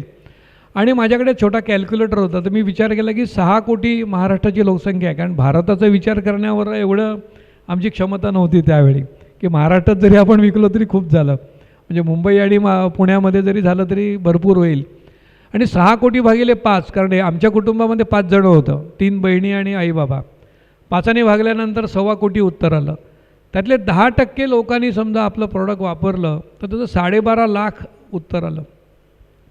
12.5 लाख गुणिले 5 रुपये तर साधारण 60 लाखाचं टर्नओव्हर होईल असं वाटलं. आणि गुणिले 12 म्हणजे 7 कोटीचा टर्नओव्हर. तर एकदम मला तो कॅल्क्युलेटरमध्ये इन्फिनिटी असं उत्तर आलं. म्हणजे हे गणित मी केलं, म्हणजे त्या कॅल्क्युलेटरमध्ये ते 7 कोटी बसत नव्हते, ते असं व्हिजिटिंग कार्ड एवढे कॅल्क्युलेटर असायचे पूर्वी. मी म्हटलं हे काहीतरी अफाटच होणार. आणि मी एकदम त्या कल्पनेने असा हाव मोहरून गेलो की तिथेच आपल्याला सापडलं की हे, आणि कॉपशाईन ह्याचंच आपल्याला FMCG प्रोडक्ट बनवायचं. वय काय होतं? वय साधारण 28 वगैरे, म्हणजे 26-27, 28 पण नाही. पण तो एकदम माझ्या मनामध्ये असा आला की नाही. आणि मग घरी आलो, आणि त्याच्या आधी एक गंमत झाली की ही कल्पना आपल्या प्रिन्सिपॉलना सांगावी, की मला असं वाटतं वर्ग झाला, मी आमच्या प्रिन्सिपॉलना भेटलो जाऊन, आणि म्हटलं मला असं ना तांबे पितळ्याचं आमचे कॉपशाईन नावाचं प्रॉडक्ट आहे, तर ते FMCG होईल का, तर तुम्ही मला सांगा. त्यांनी असं माझ्याकडे बघितलं, असे समोरच बसलो होतो मी. ते म्हणजे तू काय घड्याळाचे काटे काय उलटे फिरवणार आहेस का? आता स्टीलने स्टीलचा जमाना आहे आणि त्यामुळे तुमची ओडोपिक होती, शायनीट होती, व्हीम पावडर होती. त्यामुळे तू स्टेनलेस स्टीलसाठी काहीतरी संशोधन कर. हे तांबा पितळ आता, कारण सगळे लोक तांबे पितळाची भांडी, म्हणजे ही साधारण 85 सालची गोष्ट आहे. तांबा पितळ कमी कमी व्हायला लागलं होतं आणि त्यांना ते कळत होतं. पण त्यांना माहिती नव्हतं की याच्यासाठी काहीच प्रॉडक्ट नाही आहेत. कारण तांबे पितळची भांडी कदाचित आमच्या प्रिन्सिपलनी घासली नसतील. ती मी दिवाळीमध्ये, सत्यनारायणच्या पूजेला, गणपतीत आम्हाला घासायला लागायची आणि त्याचा काय त्रास होता. लिंबू, चिंच, राखाडी, त्याच्या नारळाच्या शेंड्या बिंड्या घेऊन आम्ही बसायचो सगळं आणि ते काय निघायचं नाही काहीच. आणि तो ह्याचा आंघोळीचा बिंब होते ते मोठे आजीकडे वगैरे. तर हा एवढा त्रास होता. म्हटलं की, आणि गॅप जे आहे ना बघा, ते शिक्षक असतात ना, ते उद्योजक नाही होऊ शकत. सॉरी कोण शिक्षक असतील तर कारण शिक्षक एका त्या पठडीतून शिकवत असतात की त्यांना उद्योजकता हा विषय असतोच असं नाही. म्हणजे उद्योजकता शिकवणारे आमचे पटवर्धन सरसुद्धा उद्योजक नाही झाले, ते कन्सल्टंट झाले. पण ती उद्योजकाला बरोबर ती गॅप माहिती असते की अरे हे गॅप आहे. तुमचा शिक्षक होण्याचा प्लॅन आहे का? आणि मग आम्ही घरी त्यांना आणि मग काय झालं, शाखेमध्ये आणि ह्याच्यामध्ये आम्हाला थोडं लढाई, म्हणजे द्वंद्वयुद्ध वगैरे अशी शिकवलेली होती. त्यामध्ये शिक्षकाने असं चॅलेंज केलं. मी म्हटलं तर यांना प्रिन्सिपल आहात तुम्ही आणि तुम्ही एखाद्या मुलाला प्रोत्साहन द्यायला पाहिजे. त्याच्याशी तुम्ही सांगता की आता म्हटलं घड्याळाचे काटे तुम्हाला तर उलटे फिरूनच दाखवतो. आणि एक म्हटलं आता ह्यांना दिखाने काय उनको. आणि मग घरी आलो आणि बाबांना सांगितलं की बाबा मला एक जबरदस्त हे सापडलेलं आहे. ही कॉप्शन जी आहे ना, ही आपल्याला ह्याचं FMCG प्रोडक्ट बनवायचं आहे. पण बाबांना पण ती एकदम कल्पना पडली, कारण ते पण उद्योजक होते. म्हणजे त्यांनी सांगितलं लगेच आता पुढे बोल काय करायचं. म्हटलं आपल्याला सॅम्पल ही करायची त्याची. आणि मग आपण लग्नामध्ये पेढे वाटतो ना, ते त्या आम्ही पुढे आणल्या छोट्या 5 ग्रॅमची आम्ही पिशव्यांमध्ये भरलं. आणि क्रिएटिव्ह माइंड होतंच. आम्ही म्हटलं की तांब्या पितळ्याला जुनी करणारी पावडर, अशी त्याला टॅगलाईन होती. म्हणजे बायको गेली माहेरी नंतर आलं. जुन्या तांब्या पितळ्याला नवीन करणारी जादू, असं ते वाक्य होतं. कारण त्याचा इफेक्ट एवढा असायचा की ते पावडर थोडी जरी ड्राय ह्याच्यावरती घासली तरी जुनं तांबं एकदम नवीन समकालात लागायचं ते. आणि आम्ही असे शेकडो हजारो सॅम्पल्स सगळ्या नातेवाईकांमध्ये दिली. तर लोक म्हणणार हे पावडर जबरदस्त आहे, पण आता विकणार कसं, कारण हे दुकानांमध्ये जाऊन विकायला पाहिजे ती पावडर. आणि मला काहीच माहीत नव्हतं. म्हणजे थोडं आता माहिती झालेलं होतं, मार्केटिंग काय असतं, जाहिरात काय असतं, DBMमध्ये ते पुरं झालेलं होतं विषय. आणि मग आम्ही एक साधारण बाबा आणि मी आम्ही बसून त्याचे एक पाऊच कसं करायचं आणि ब्रँड नेम पाहिजे, कारण तोपर्यंत ब्रँड हा शब्दच कधी ऐकलेला नव्हता. मग 22 लॉज ऑफ ब्रँडिंग हे अल राईटचं एक पुस्तक आहे, जगप्रसिद्ध पुस्तक आहे, की ब्रँडचा रंग कसा असला पाहिजे, त्याचं नाव कसं असलं पाहिजे, ते पटकन उच्चारता यायला पाहिजे. शेक्सपियरने म्हटलेलं होतं की नावात काय आहे, पण तुम्हाला सांगतो नावातच सगळं आहे. आणि आता अध्यात्मामध्ये पण सगळेजण तुम्ही असाल की आपण गणपतीचं नामानेच तुम्ही परमेश्वर प्राप्ती करू शकता. हे नंतर कळलं, 60च्या आल्यानंतर हे नामच सर्वत्र आहे. अशी त्या अध्यात्माची आणि व्यवसायाची पण जोडली गेली. आणि मग तांबं आणि पितळ 15 दिवस लागले, ब्रेन स्टॉर्मिंग करत होतं ह्याला नाव काय द्यायचं. कारण त्यावेळी एरियल वगैरे पावडर आलेल्या होत्या, व्हीम वगैरे होती, छोटंच नाव पाहिजे. तांबा पितळ, तांबा पितळ, तांबा पितळ, मग पितं, कारण पितळ्याला पितं असं म्हणतात. आणि मग बोर्डावरती लिहिता तांब्याला तांबं आणि पितांबरी, स्त्रीलिंगी शब्द असल्यामुळे बरी आहे बाबा, पावडर चांगली आहे. आणि जोडाक्षर नसलं पाहिजे. आणि मग आमच्या मित्रांना विचारलं, अरे पितांबरी कसं वाटतं. अरे पितांबरी काय आहे, कारण तो डिक्शनरीमध्ये शब्दच नाही आहे. म्हणजे पितांबर, तू पितांबर वगैरे असं काहीतरी ठेव, कारण ते विष्णूचं महावस्त्र आहे. अरे म्हटलं मग विष्णूचं महावस्त्र ते होत नाही ना, पण तांबं पितळाची आठवड येत नाही त्याच्यामध्ये. आणि मग पितांबरी नाव आम्ही ते ठेवलं. पण मला ते वाटलं की हे नंतर होणार, कारण ब्रँड नेमच्या सगळ्या संकल्पना वाचलेल्या होत्या. तिथपासून सगळी उद्योजकांची चरित्रच फक्त वाचणे आणि ह्या मार्केटिंगच्या आयडियाज कशा काय लोकांनी डेव्हलप केल्या ह्या स्टोऱ्याज वाचून. आणि मग त्याच्यानंतर हे त्याचं एक पाऊच तयार केलं, साधं प्लॅस्टिकची पिशवी. आणि रोज आम्ही घरातले लोक, म्हणजे बाबा म्हणाले का ते विक्रीला, कारण बाबांचा ट्रान्सपोर्टचा व्यवसाय होता. मग रोज 2 मुलं आमच्याकडे कामगार होते, त्यांना घ्यायचं, वेगवेगळ्या चाळींमध्ये जायचं. ती 100 ग्रॅमची आमची पुडी होती 5 रुपयाची, ज्या आदल्या दिवशी चाळीमध्ये सगळ्या वाटायची सॅम्पल, दुसऱ्या दिवशी त्या चाळींमध्ये जायचं आणि 5 लोक मग दुसऱ्या दिवशी विकत घ्यायचे. ते 2 मुलं मला म्हणाले, सर आम्हाला 2 रुपये द्या. त्यांना मी पगार, म्हणजे कमिशन नव्हतं त्यांना काय त्यावेळी 500-500 रुपये पगार होता. तर म्हटलं 2 रुपये नाही, 1 रुपया देईन तुम्हाला, कारण 2 रुपये म्हणजे 5 रुपयात 2 रुपये म्हणजे आम्हाला काहीच राहत नव्हतं. ठीक आहे म्हणे 1 रुपया. आणि मग ती मुलं जायला लागली आणि म्हणजे मी 15 दिवस महिनाभर सगळ्या चाळींमध्ये जाऊन लोकांना भांडं घासून दाखवायचं, मग दुसऱ्या दिवशी ते विकत घेणार, असं एक एक चाळी करत करत करत सुरुवात केली. आणि मग त्याचा हळूहळू रिस्पॉन्स यायला लागला. आणि आमच्या बाजूला एक दुकानदार होता, तो म्हणाला की तुम्ही हे रोज घेऊन निघता आणि काय विकता? मी म्हटले आमची पितांबरी पावडर आहे. म्हणजे तुम्ही कशाला विकता? आम्ही दुकानदार आहोत ना, मला ठाण्याची एजन्सी द्या. बाबांनी सांगितलं रोज तुला 1000 पुड्या घ्यायला लागतील. अहो बाबांना म्हटलं 1000 पुड्या आपण बनवू शकत नाही, तुम्ही काय सांगता 1000 पुड्या विकू? म्हणजे काय कल्पनाच नसते ना उद्योगामध्ये किती आपण हे करतो. त्यांनी सांगितलं की 1000 पुड्या मी घेईन. मग आम्ही सकाळपासून संध्याकाळपर्यंत म्हणजे मी पावडर बनवणार, 2 बहिणी, आई, सगळे आम्ही बसायचो. वजनं एकाने करायची, काटा दुसऱ्याने त्या पुड्या पॅक करायच्या, बाबा वगैरे आम्ही मग त्या बॉक्समध्ये भरणार. आणि जुने ह्याच्यातलेच म्हणजे प्रिंटिंग काहीच नव्हतं, वापरलेल्या खोक्यांमध्येच परत पॅक करायचे. आणि तो माणूस येऊन उभा राहायचा, 1000 पुड्या, हे 10 बॉक्स 100चे रोख पैसे द्यायचा आम्हाला, आणि तो घेऊन जायला लागला. असं ते उद्योग आमच्या घरामध्येच म्हणजे सगळ्यांनी आम्ही त्या ह्याच्यामध्ये. आणि मित्र यायचे तेव्हा एखाद्या गिरणीतला भैया कसा असतो तसं मी ते सगळं ते पावडर, सगळी पांढरी पावडर, मग ती रंग घालून त्याच्यामध्ये ती पिंक कलरची व्हायची. आणि वाटत अरे या भैयातनं आपण कधी उद्योजक होणार आहोत की नाही माहिती नाही, पण झालो बाबा आणि तुमच्यासमोर आलो आहे आता. Great great. अजून पुढे ऐकणारं पुष्कळ आहे. ही तर आपण म्हणूया ना की नुसतं एक चुणूक होती, कारण इतक्यात त्यांनी. आणि हे सांगण्याचा उद्देश असा आहे की यातून उद्योजक घडावेत. आणि त्यांनी ज्या पद्धतीने अत्यंत साध्या घरातून येऊन जो पल्ला गाठत गेले पुढे, आणि हे सगळं करताना सामाजिक भान ठेवणं फॅन्टॅस्टिक आहे सगळं. ते तुमच्याकडे रात्री ट्रक यायचा तो जरा एक कसं असतं की आपण कुठे राहत असतो, ते आपल्याला घर घेताना किंवा काय करताना आपल्याला माहीत नसतं की आपण कुठला उद्योग करणार आहोत. आणि धोबियाळी हा सगळ्यात म्हणजे गुंड वगैरे असलेल्या सगळे त्या तिकडे राहत असत, कारण तो इस्रायली तो जो होता ज्यू, तर तो असंच एकदम त्या नाल्याच्या काठी वगैरे त्यांची घरं असायची आणि खूप वर्षापासून ते राहत होते. तर जेव्हा हे आमचं प्रोडक्शन सुरू झालं, 1000 पुड्या म्हणजे साधारण 30,000 पुड्या आम्हाला द्यायला पाहिजेत, आणि 100 ग्रॅम म्हणजे आम्हाला 3 टन वगैरे पावडर लागायची. तर साधारण 3 महिन्याला एक मोठा ट्रक 12 टनाचा ते जयपूरहून आमचं ते रॉ मटेरियल डोलोमाईट पावडरचं तिकडे यायचे. तर तो गणेश टॉकीजकडनं धोबियाळीकडे येताना सगळ्या चाळी होत्या आणि त्या वायर सगळ्या अशा खाली लोंबत असायच्या. तर आमचा एक कामगार काठी घेऊन तो 10 वायरी वरती केल्यानंतर तो ट्रक आतमध्ये यायचा आमच्या ह्याच्यापर्यंत, आणि तो आम्ही त्याला बाहेर थांबून ठेवायचो. पहाटे त्याला बोलवायचा, कारण मारामारी झाली तर कुठे कोणाची कौलं पडली तर लगेच पैसे देऊन बाबा कौलं घे. म्हणजे लोक असे हे होते ना, पण आम्ही पैसे घेऊनच म्हणजे तो माणूस वरती आणि मी ट्रकच्या मागे की कोणाचं काय पडझड झाली. आणि मग म्हटलं हे लवकरात लवकर आपल्याला उद्योग आपल्याला कुठेतरी MIDCमध्ये किंवा कुठेतरी नेला पाहिजे. तर गंमत अशी होती की आम्ही एक ठरवलं की 25,000चा सेल झाला की ठाण्यातल्या तलावपळीवर जाऊन कुल्फी खायची.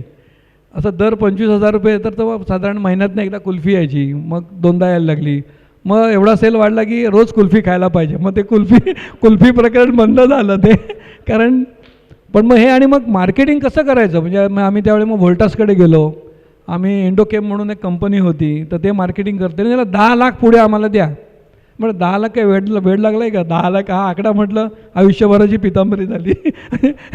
10 लाख पुढ्या विकायला लागलो तर. आणि मग लक्षात आलं आपल्याला डिस्ट्रीब्युशन, मराठी माणूस हा मार्केटिंगमध्ये अत्यंत मागे आहे. पण लाज बीज वाटण्याचं किंवा आपण विकू शकत नाही असं काय नाही. माझ्या मित्र आणि काही लोकांनी काय सांगितलं, त्याने विचारलं तुला मार्केटिंग करायचं आहे ना, तुला दारू पिता येते का? आणि म्हटलं लफडंच आहे, म्हणजे आता मार्केटिंगसाठी दारू प्यायला लागणार. पण एक आश्वस्त होतं की इन्स्टिट्यूशनल सेल जे असतात ना, हे लोक मैत्रीच्या आधारावरती त्यांना पार्ट्या देतात, त्यांना दारू पाजतात आणि ऑर्डर घेतात. पण FMCG हा असा व्यवसाय आहे की सर्वसामान्य लोकांना आणि दुकानातून विक्री करायची आहे. ते दारू बिरू पाडण्याची, आपल्याला पिऊन दुसऱ्याला पाडण्याची वगैरे काही आवश्यकता नाही. म्हणजे एवढे गैरसमज आणि हे असतात ना, तेच सगळे काय काय निगेटिव्ह विचार मनातून काढून टाकून पॉझिटिव्ह विचारावरती येणं. आणि मग माझे मेवणे होते ते मॅफकोमध्ये होते आणि ते दिल्लीला होते. तर त्यांना दिल्लीला 2,500-3 हजार रुपये पगार होता. त्यांना म्हटलं ऑफर दिली, तुम्हाला मार्केटिंग मॅनेजर म्हणून तुम्हाला आम्ही देतो, मुकुंद देवधर. तर ते मार्केटिंगमध्ये म्हणाले मी येतो, कारण त्यांना दिल्लीत कंटाळले होते ते. तर मग ते इकडे आले आणि त्यांना डिस्ट्रीब्युशन वगैरे सगळं माहिती होतं. मी प्रोडक्शन, बाबा अकाउंट्स फायनान्स आणि मुकुंदराव माझे मेवणे हे मार्केटिंग मॅनेजर, असं आमचं ते धोबियाळीमध्ये खाली झालं. आणि मग तिथून डिस्ट्रीब्युशनचे डिस्ट्रीब्युटर अपॉइंट करणं, माणसं घेणं. मी R&D चालू केलं, बाबांनी फायनान्समध्ये सगळं तो डिपार्टमेंट केलं आणि त्यांनी मार्केटिंगचं डिपार्टमेंट केलं. म्हणजे कुठल्याही व्यवसायाला त्याला एक प्रोफेशनल टच हा धोबियाळीतल्या आमच्या घरामध्ये झाला आणि मग तिथून ते उड्डाण जे आम्ही केलं ते मग मागे बघितलं नाही वळून कधी.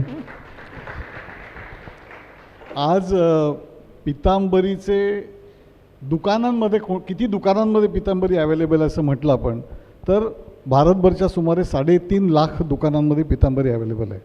3.5 लाख. 1,500 कर्मचारी त्यांच्याकडे आहेत. जेव्हा आपण हे 350 कोटी आकडे वगैरे ऐकायला बरे वाटतात, छानच वाटतात, पण त्याच्यामागची मेहनत किंवा त्याच्यामागचा जो एक त्यांचा पाठपुरावा आहे, सतत चिकाटी आहे, ती खूप मोठी आहे. खूप मोठं असं R&D डिपार्टमेंट त्यांनी स्थापन केलं आणि प्रवास खूपच मोठा आहे आणि खूप छान आहे. पण आता मी एकदम 10 कोटीला येतो की त्यांचा 10 कोटी टर्नओव्हर झाला आणि आता तिथून पुढे आपण जाऊ. 10 कोटी आणि मनोहर जोशी. उद्योजकांना कसं असतं की आपण जे मराठी लोक होतो आपण परत मी का सांगतो की एक बंगला, एक गाडी, त्याच्यानंतर चांगली सुविद्य पत्नी, मुलं बिलं असं सगळं झालं की आपल्याला पुरेसं असतं. आणि वर्षातून एकदा फॉरेनची ट्रिप बीप मारली की 10 कोटी ते 25 कोटी टर्नओव्हर असलेलं तर सॅटर्डे क्लबमध्ये असं खूप लोक आहेत. आमचा पण असा 10 कोटीचा टर्नओव्हर होता आणि सगळं व्यवस्थित चालू होतं. ही साधारण 99 साली म्हणजे 2000 सालची गोष्ट आहे. आणि मराठी पण आपण कसं होतं की तो चुकला फकीर मशिदीत असतो ना, तसं काय आपण शाखेतच जाणार किंवा संघाच्या ह्याच्यातच, तसं उद्योजकांच्या मध्येच पाहिजे. त्यामुळे जे उद्योजकांच्या संघटना होत्या त्याच्यात एकमात्र मराठी व्यापारी मित्रमंडळ हे दादरची ही होती आणि मनोहर जोशी त्याचे अध्यक्ष होते. आणि जागतिक व्यापारी वगैरे असं त्यांचं एक हे होतं आणि त्याच्यामध्ये आपले शरद हे पण होते, शरदराव पण होते. आणि त्या याच्यामध्ये त्यांची वार्षिक स्नेहसंमेलन होतं आणि मनोहर जोशी त्यावेळी अवजड उद्योगमंत्री होते. अटलजींचं आणि ते जनताचं सरकार होतं आणि 2003 किंवा 2004 सालचा प्रसंग आहे. यशवंत मराठी नाट्यगृहामध्ये असंच 1000 उद्योजकांचा तो कार्यक्रम होता आणि मनोहर जोशी आल्यामुळे विशेष आकर्षण होतं. मी असं पुढच्या रांगेत बसलो होतो कारण ठाण्याचं जसं आपण लघुउद्योग भारती आहे किंवा वेगळ्या संस्था असतात त्यांचे ब्रँचेस असतात, त्याची ठाण्याच्या ब्रँचचा मी प्रमुख होतो. आणि त्यांनी प्रश्न विचारला की अरे म्हणे अवजड उद्योग ह्याच्यामध्ये एवढं आता लोकांना चांगलं हे आलेलं आहे आणि नरसिंहराव तेव्हा हे होते, पंतप्रधान होते, उद्योजकीय संधी भरपूर आहेत आणि 500 कोटी 100 कोटी 200 कोटी 5000 कोटी मारवाडी, गुजराती, सिंधी, पंजाबी यांचे प्रचंड टर्नओव्हर आहेत. आता तुम्ही एवढे 1000 उद्योजक इकडे बसलेले आहात, मला सांगा 100 कोटी ज्यांचा टर्नओव्हर आहे त्यांनी हात वर करा. आली का पंचायत? मी म्हटलं माझा काय 10 कोटीच होता. मी मागे म्हटलं असतील 10-20 लोक हात, मी मागे वळून बघितलं एकही माणसाचा हात वरती नाही. म्हणजे 100 कोटी टर्नओव्हर असलेला एकही माणूस त्या सभागृहामध्ये नव्हता. 1000 उद्योजक होते, पण छोटे छोटे सगळे काय काय व्यवसाय, दुकान बिकानं, कन्सल्टन्सी, अमुक तमुक असं सगळं. तर कार्यक्रम झाला. मग मनोहर जोशी वैतागले, अरे छत्रपती शिवाजी महाराजांचा आपण वारसा सांगतो आणि 100 कोटी टर्नओव्हर असलेला एक माणूस इथे उपस्थित नाही. मला वाईट वाटलं. कार्यक्रमात त्याने तेच अध्यक्ष होते, म्हणून तुम्ही आम्हाला कधी स्वप्न दाखवलंच नाही तर आम्ही कसं आहे असं मनामध्ये आलं. मग कार्यक्रम मी भेटलो त्यांना आणि मी त्यांना म्हटलं, मी विचार केला त्यांना भेटण्यापूर्वी की आपला 10 कोटी टर्नओव्हर आहे आणि आपण महाराष्ट्रामध्येच आहोत, भारतातल्या 10 राज्यांमध्ये गेलो तर आपण 100 कोटी करू शकतो. एवढाच मुद्दा घेऊन मी त्यांच्याकडे गेलो आणि त्यांना नमस्कार केला. म्हटलं तुम्ही आमचे एकदम डोळे उघडलेत, पुढच्या 10 वर्षामध्ये म्हटलं पितांबरीचं टर्नओव्हर 100 कोटी असेल. त्यांना नमस्कार केला, त्यांनी आशीर्वाद दिला. पण ते अशोक चिटणीस म्हणून त्यांचे मित्र ठाण्याला आहेत, तर त्यांच्या ह्याला कार्यक्रमाला नेहमी ठाण्यात येतात. मला दुसऱ्या वर्षी विचारलं, रवी टर्नओव्हर किती झाला? अरे म्हटलं 25च आहे. मग आम्ही ठरवलं, मीटिंग घेतली, आमच्या सगळ्या कोर टीम आम्ही केलेली होती. कारण छत्रपती शिवाजी महाराजांचं अष्टप्रधान मंडळ माझ्या डोळ्यासमोर होतं की कंपनी जर का मोठी करायची असेल किंवा बोर्ड ऑफ डायरेक्टर्स आपण म्हणतो, त्या कंपन्या कशा मोठ्या होतात, कारण उद्योजकांची चरित्र वाचणं आणि त्या ह्याच्यातून आम्ही सगळ्यांनी ठरवलं की आपल्याला 10 राज्यांमध्ये जायचं आहे.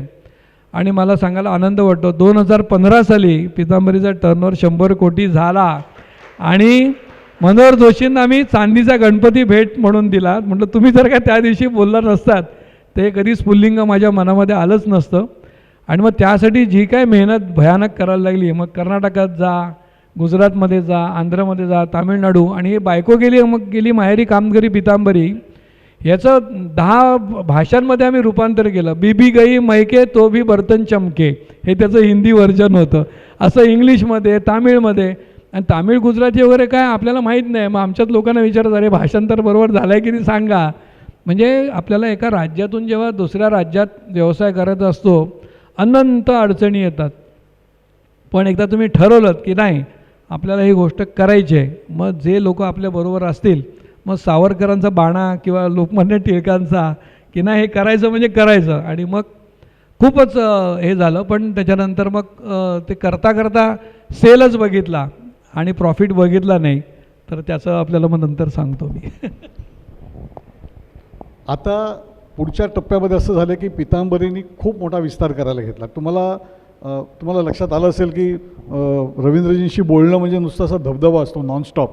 आणि ते महत्त्वाचं म्हणजे ते रंगून जातात, ते खूप एन्जॉय करतात. मला आवडतं काय त्यांच्यातलं की ते व्यवसाय खूप एन्जॉय करतात, लोकांना भेटणं हे खूप एन्जॉय करतात. त्यांच्याकडून नंतर आपण बाकीच्याही गोष्टी समजून घेऊ. पण हा एक टप्पा होता 100 कोटी ते आता 350 कोटी या दरम्यानच्या काळामध्ये. भारतातल्या कानाकोपऱ्यात ते आज आहेत. 26 राज्य आणि बाकी सर्व केंद्रशासित प्रदेश, अक्षरशः सर्व ठिकाणी पितांबरी आज आहे. एक पितांबरीचं मॅन्युफॅक्चरिंग युनिट महाराष्ट्राच्या बाहेर पण तेलंगणामध्ये आहे, गुजरातमध्ये आहे. सर्वात महत्त्वाची गोष्ट म्हणजे नेपाळमध्ये त्यांचं युनिट आहे. नेपाळमध्ये आताच चालू केलं. माझा मुलगा परीक्षित तो व्हाईस चेअरमन आहे. बऱ्याच उद्योजकांची मुलं धंद्यात येत नाहीत, पण त्याच्यासाठी सुद्धा आम्ही एक हे केलं की मुलं कशी आपल्या व्यवसायात आली पाहिजेत. तर आपण त्यांना घाबरवता कामा नये. त्यांना असं वाटलं पाहिजे की छान आपल्याला इकडे मर्सिडीज घेता येईल असं स्वप्न मुलांना दाखवलं पाहिजे आपण. मर्सिडीजबद्दल पण सांगा ना. तर हा जो एक नेपाळमध्ये त्यांनी केला. तर नेपाळमध्ये मलाच उत्सुकता होती की नेपाळमध्ये कसं काय बुवा. तर ते मला नेपाळमध्ये खूप डिमांड आहे, म्हणजे आपल्याला माहिती नव्हतं एवढी डिमांड नेपाळमध्ये आहे त्यांची. आणि एवढी सगळी मोठी इन्व्हेंटरी तयार करणं, 3.5 लाख दुकानांमध्ये पितांबरी अवेलेबल असणं ही सुद्धा मोठी गोष्ट होती. पण त्यांनी एक खूप महत्त्वाचा निर्णय घेतला, त्याबद्दल आता आपण जाणून घेऊ की पितांबरी ही फ्लॅगशिप ठेवून किंवा पितांबरीच्या पाईपलाईनच्या मार्गातून त्यांनी आज जवळपास 90 प्रॉडक्ट्स 9 आणि 0 90 प्रॉडक्ट्स त्यांनी आता महाराष्ट्रभर देशभर नेलेली आहेत. त्याच्यामध्ये फूड आहे, त्याच्यामध्ये ॲग्रो आहे, त्याच्यामध्ये हेल्थ आहे. या सगळ्याबद्दल आम्हाला ऐकून घ्यायला आवडेल. पण त्याच्या आधी बऱ्याचशा काय होतं, आपण काम करायला लागल्यानंतर जी प्रिन्सिपल्स असतात, आता दीपक जे आहे तिथे किंवा मुकुंदराव इकडे आहे तिकडे, तर आम्हाला ते DBMला परत सांगितलं, आम्हाला प्रश्न विचारला आमच्या फायनान्सच्या यांनी प्रोफेसरनी की व्हॉट इज बिझनेस. आम्ही काय काय सांगितलं, मार्केटिंग ह्या त्यावर सगळ्यात त्यांनी लिहिलं, त्यानं सगळं फुली मारले. हे काय नाही, business is equal to profit. आणि ते आम्ही विसरून गेलो. मी ते 100 कोटी करता करता काय झालं, 100 कोटी हा सेल झाला पाहिजे. आणि मग मार्केटिंगचे लोक आता माहीत नाही तुम्ही कोणी मार्केटिंगच्या, ते पैसे बिसे येण्याचं मालकाची जबाबदारी, विक्री करून टार्गेट होऊन इन्सेंटिव्ह कसा मिळवायचा, डोक्याला ताप नुसता. आणि ते पैसे आणायचं म्हणजे मग सेल्सचे लोक, आमचं ते सेल्स आणि मार्केटिंगचं डिपार्टमेंट हे रिकव्हरी डिपार्टमेंट झालं. आणि तुम्हाला सांगतो हे एन्जॉय करतो त्यावेळी मला असा एकदम पैसे येईन असे झाले. आणि सगळं किती वेळा ठाणे जनता सहकारी बँकेकडे, आपली बँक होती तरी जाऊन लोन मागायचं, लाज वाटायला लागली लोन मागायला. आणि मग तेव्हा असं हे केलं की एकदा कधीतरी हे लोन पण संपलं पाहिजे आपलं. आणि मग असं ना आत्मविश्वास डळमळीत झाला की हे आपण 100 कोटीच्या नादामध्ये आपण 10 कोटी होताना तेच चांगलं होतं की काय, असे मनामध्ये विचारायला लागले. आणि आत्मविश्वास जेव्हा तुम्हाला तुमचा डळमळीत होतं ना, तेव्हा एकतर आईवडील किंवा तुमचा खास मेंटॉर कोणतरी किंवा परमेश्वर तुमच्या मदतीला येतो. आणि मला आठवतं आहे एवढी भीती वाटायची, माझ्या केबिनचा दरवाजा मी उघडा ठेवून बसायचो. आपण एकटे आहोत, कारण बाबा तोपर्यंत व्यवसायातून निवृत्त होऊन केशवसृष्टीमध्ये आलेले होते. आणि त्यांचा काही संबंधच नाही, तुझा बिझनेस आणि तू बघ, असं त्यांनी मला ते देऊन टाकलेलं होतं. आणि मग मी विचार काय करायचं, विष्णू सहस्रनाम मी म्हणायला लागलो. रोज 3 वेळा दिवसातनं बाबा विष्णू सहस्रनाम म्हणत असत. मी म्हटलं ही ना प्रेरणा आली कुठून बाबा. मग तुम्हाला एक कुठेतरी ना मनामध्ये आपल्याला विश्वास किंवा आणि मग वाटलं नाही हे आपण करू शकू. शाखेमध्ये जायला लागलो, परत मित्रांकडे नातेवाईकांमध्ये जायला लागलो, पण ना असं कुठे भीती जात नव्हती माझी. आणि मग जेव्हा विष्णू सहस्रनाम म्हणायला लागल्यानंतर कुठेतरी पुन्हा आयडियाज यायला लागल्या, एकाग्रता व्हायला लागली. आणि मग सनातन संस्थेची ओळख झाली. आणि मग सनातन संस्थेचे साधक झालो. नामस्मरण, नाम, सत्संग, सत्सेवा हे सगळं करायला लागल्यानंतर माहिती नाही की तो एक त्याची मी नामस्मरण, तुम्हाला भीती किंवा निगेटिव्ह विचार आलेले की तुम्ही नामस्मरण करा, कुठलं ओम नमो भगवते वासुदेवाय करा, श्रीराम जय राम जय जय राम करा, श्री गणेशाय नमः करा, कुलदेवतेचं नामस्मरण करा, श्री गुरुदेव दत्त करा. आणि मग हळूहळू मला पुन्हा आत्मविश्वास आला आणि मग जे निगेटिव्ह लोक होते त्या सगळ्यांना काढून टाकून पूर्ण मार्केटिंगला सगळी नवीन टीम आम्ही आणली. आणि मग ती जाहिरातीचं पुन्हा एकदा सगळं कसं हे करता येईल, एक एक एक एक मुंबई, त्यानंतर महाराष्ट्र ते प्रॉफिटमध्ये आणले, मग कर्नाटक गुजरात प्रॉफिटमध्ये आणले, असं एक एक स्टेप करत हळूहळू आम्ही पूर्णपणे सगळं प्रॉफिटेबिलिटी पण अचीव केली. आणि मग तिथे असं हे आलं की जसं आपण म्हणतो ना की जगामध्ये अध्यात्मातले लोक तुम्ही असाल, कारण सगळे वयस्कर आहात, की सगळी माया आहे. ते लक्षात आलं, सेल्स इज अ माया आणि प्रॉफिट इज अ ब्रह्म. ब्रह्म जर का नसेल तर काही त्या मायामधल्या सेल्सला काही अर्थ नाही. 350 कोटी ह्याला काही अर्थ नाही आहे. तर दीपकजी विचारतील का मुकुंदजी किती टक्के तुझा नेट प्रॉफिट येतो सांग मला, पॅट किती आहे, तर ते नंतर लक्षात आलं. आणि अत्यंत महत्त्वाची गोष्ट आहे. हो, उद्योगातलं अध्यात्म आतापर्यंत कोणी इतकं सुंदर समजावून सांगितलं नसेल. म्हणजे हा पॅट जर का तुमचा नसेल, बँका उभे करणार नाहीत, काय कोण क्रिसिल बिसिल कोणी तुम्हाला उभे करत नाहीत. आणि मग सगळं प्रॉफिटेबिलिटीकडे लक्ष केंद्रित केलं. कारण तुम्ही किती टर्नओव्हर करता काही त्याला अर्थ नाही आहे. आणि मग ती सगळी प्रॉडक्टच सुरुवात करतानाच जी इनोव्हेटिव्ह प्रॉडक्ट्स असतात ती तुम्हाला जास्त मार्जिन देतात. त्यामुळे मग पितांबरीचा इनोव्हेशनकडे आम्ही पूर्णपणे की इनोव्हेटिव्ह प्रॉडक्ट आहेत. आता तांब्या पितळेची भांड्यांची पावडर दुसरं कोणीच नाही आहे. तर त्यांनी मला विचारलं की हिंदुस्तान लिव्हर किंवा बाकीच्या कंपन्यांनी का बनवली नाही, तर त्यांच्या दृष्टीनं हे निश मार्केटिंग म्हणून एक मार्केटिंगचा प्रकार आहे की त्यांना असं वाटतं हे काय, जसं ते गनिमी कावा छत्रपती शिवाजी महाराजांचा, यांनी छान मला त्या गप्पांमध्येच तरी अरे तुमचा गनिमी कावा होता. मग लोकांना हे वाटायचं हे तांबे पितळ्यामध्ये काय दम नाही आहे, तांबे पितळ्याची भांडी आहेत कुठे, हे किती टर्नओव्हर करतायत, 100 कोटी वगैरे, हा होते खोटं बोलतो आहे रवी प्रभुदेसाई. हा म्हणजे काही लोकांना असे असतात की टर्नओव्हर मोठे सांगायचे, आम्ही कधीच नाही, आम्ही थोडे कमीच सांगतो, पण GST BST वजा करून आम्ही टर्नओव्हर सांगतो की आपला जो खरा तुमचा नेट सेल आहे तोच तुम्ही सांगितला पाहिजे. कारण संघाने शिकवलेलं आहे ना, काहीतरी खोटं आणि काहीतरी बडेजाव करायचं नाही. आणि मग तो जो काही हे होता प्रॉफिट मिळवण्यासाठीची जी काही एक ही होती की इनोव्हेशन आणलं पाहिजे. आणि मग प्रत्येक प्रोडक्ट इनोव्हेटिव्ह कुठलं आहे आणि मी टू प्रोडक्ट कुठलं आहे, त्याला मी टू असं म्हणतात की मार्केटमध्ये तुम्ही मी टूपासून सुरुवात करा आणि त्याच्यामध्ये काहीतरी इनोव्हेशन आणा. आणि तिथे मग R&Dचा रोल, त्याच्यानंतर ते मीडियाच्या माध्यमातून ते लोकांना कसं दाखवायचं चांगलं, आणि मग त्या प्रत्येक प्रॉडक्टला त्याला कशा प्रकारची एक टॅगलाईन देता येईल. आणि मग जसे लोक येत गेले तसतसे डिपार्टमेंट माझी चेंज होत गेली, प्रोडक्शनमधून R&D डिस्ट्रीब्युशन आणि शेवटी आता फायनान्स आणि न्यू प्रोडक्ट क्रिएशन असं ते डिपार्टमेंटमध्ये आता मी न्यू प्रोडक्ट करतो. आणि तुम्हाला सांगतो की परमेश्वरी नामस्मरण असेल, ध्यान असेल, एकाग्रता आणि क्रिएटिव्हिटी जी आहे ना, कुठल्याही कवीला विचारलं तुला कविता कशी सुचली तर तो सांगू शकत नाही. कुसुमाग्रजांनासुद्धा त्यांनी जेव्हा विचार की तो रामायणाचं ते हे झालं तर तुम्हाला शेवटी परमेश्वरी प्रज्ञा किंवा तुम्हाला सरस्वतीचीच तुम्हाला ही लागते. तसं आता लक्षात आलं, त्यावेळी अजिबात नवीन प्रॉडक्टबद्दल काही सुचायचं नाही. कारण R&Dतले लोक तुम्हाला प्रॉडक्ट कुठलं करा ते सांगणार नाहीत. तुम्ही प्रॉडक्ट त्यांना हे करा सांगितलं की ते संशोधन करतात. बऱ्याच लोकांचा गैरसमज असतो की यांचं R&D आहे म्हणजे काहीतरी R&Dतले लोक यांना सांगत असेल, अजिबात नाही. हे 90च्या 90 प्रॉडक्ट आहेत ना, हे त्यांना मला सांगायला लागलं की बाबा अहंकार म्हणून किंवा मी अभिमान म्हणून सांगत नाही आहे, पण जे लोक कोणी R&Dमध्ये असतील त्यातला एखादाच ब्रेन असतो, म्हणजे हळूहळू ते डेव्हलप होतात, कसं करायचं ते तुम्हाला सांगतील किंवा त्याचं फिनिशिंग किंवा त्याचं त्यात गुणवत्ता कशी वाढवायची. पण हे प्रॉडक्ट आणा. आता तांबे पितळ झाल्यानंतर रुपेरी आपल्याला आणायचं आहे, दिव्याचं तेल आपल्याला दीपशक्ती आणायचं आहे, घी दिया. मी तुम्हाला गंमत सांगतो की अशा कल्पना सुचत जातात एक एक की आपण तुपाची वात असते, बरोबर आहे, ते तूप विरघळलं की ती वात पडते आणि त्यांना ना अत्यंत ते अधिकांश दुधाने ती वात अशी ही केलेली असते. आमची आजीबीजी ती बनवत असायची आणि तूप लावलं की ते रॅन्सिड झाल्यानंतर अत्यंत घाणेरडा वास त्याला यायचा. म्हटलं अरे हे तुपाची वात म्हणजे हे काहीतरी बदलायला पाहिजे, पण त्याला काही उपाय नव्हता. मग म्हटलं ही, आणि ते लावली, तूप विरघळलं की ती वात अशी खाली खाली येते आणि पडते आणि दिवा विझतो. दिवा विझला म्हणजे मग आपण म्हणतो की तो अपशकुन झाला. आणि कितीतरी हिंदी पिक्चरमध्ये दिवा विझणं आणि तिकडे माणूस मरणं असं ते कितीतरी पिक्चरचा तुम्ही ह्याच्यात बघितलेला असेल. म्हटलं हा दिवा अजिबात विझता कामा नये. आणि मग आम्ही काय केलं की ही वात न पडण्याचं साजूक तूप, त्याच्यानंतर त्याला काही आपलं बीज वॅक्स वगैरे असं घेऊन आणि त्याला एक खाली चकती दिली.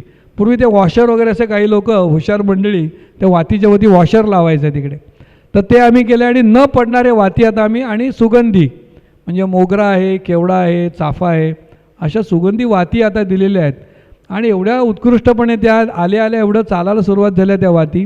म्हणजे हे इनोव्हेशन आपण रोज काम करतो ना, त्याच्यातूनच आपल्याला ज्या काय डिफिकल्टीज येतात त्याच्यावरती मात करतच ही हाऊसहोल्ड प्रोडक्ट तयार झालेली आहेत. आणि ही 90 प्रोडक्ट जरी असली तरी 10-15 प्रोडक्टच, ज्याला आपण म्हणतो पॉवर ब्रँड, ही संकल्पना मागे हिंदुस्तान लिव्हरने आणली होती. त्यांच्याकडे पण अशी खूप प्रॉडक्ट होती. आणि बिझनेस इंडिया असेल किंवा मॅनेजमेंटचे जे काही मासिकं असतात त्याच्यातून हे ज्ञान आपल्याला मिळत असतं. आपण त्याचा उपयोग करायला पाहिजे. आणि तसेच आमचे आता हे 10 क्लिनिंगची प्रोडक्ट्स, हेल्थकेअर त्याच्यातून जन्माला आला.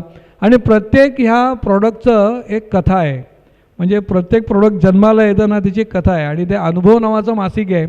आणि आपले मित्र आनंद अवधानी, तर त्यांनी पितांबरीची स्टोरी, अशा 20 प्रोडक्टच्या स्टोऱ्या आनंद अवधानींनी, प्रत्येकी प्रोडक्ट असं कसं जन्माला आलं त्याची गोष्ट, तर कितीतरी आपण रात्री या गोष्टी आपण सांगून आपण चालवू शकतो. एवढी मोठी हो. कादंबरी होऊ शकते त्याच्यावर. खूपच म्हणजे प्रत्येक प्रॉडक्टबद्दलची जन्मकथा ऐकणं हा एक फार महत्त्वाचा, म्हणजे फार छान विषय आहे. मला ते तुमचं मंकी रिपेलंट मी एक वेगळा विचार होता म्हणून आवडेल.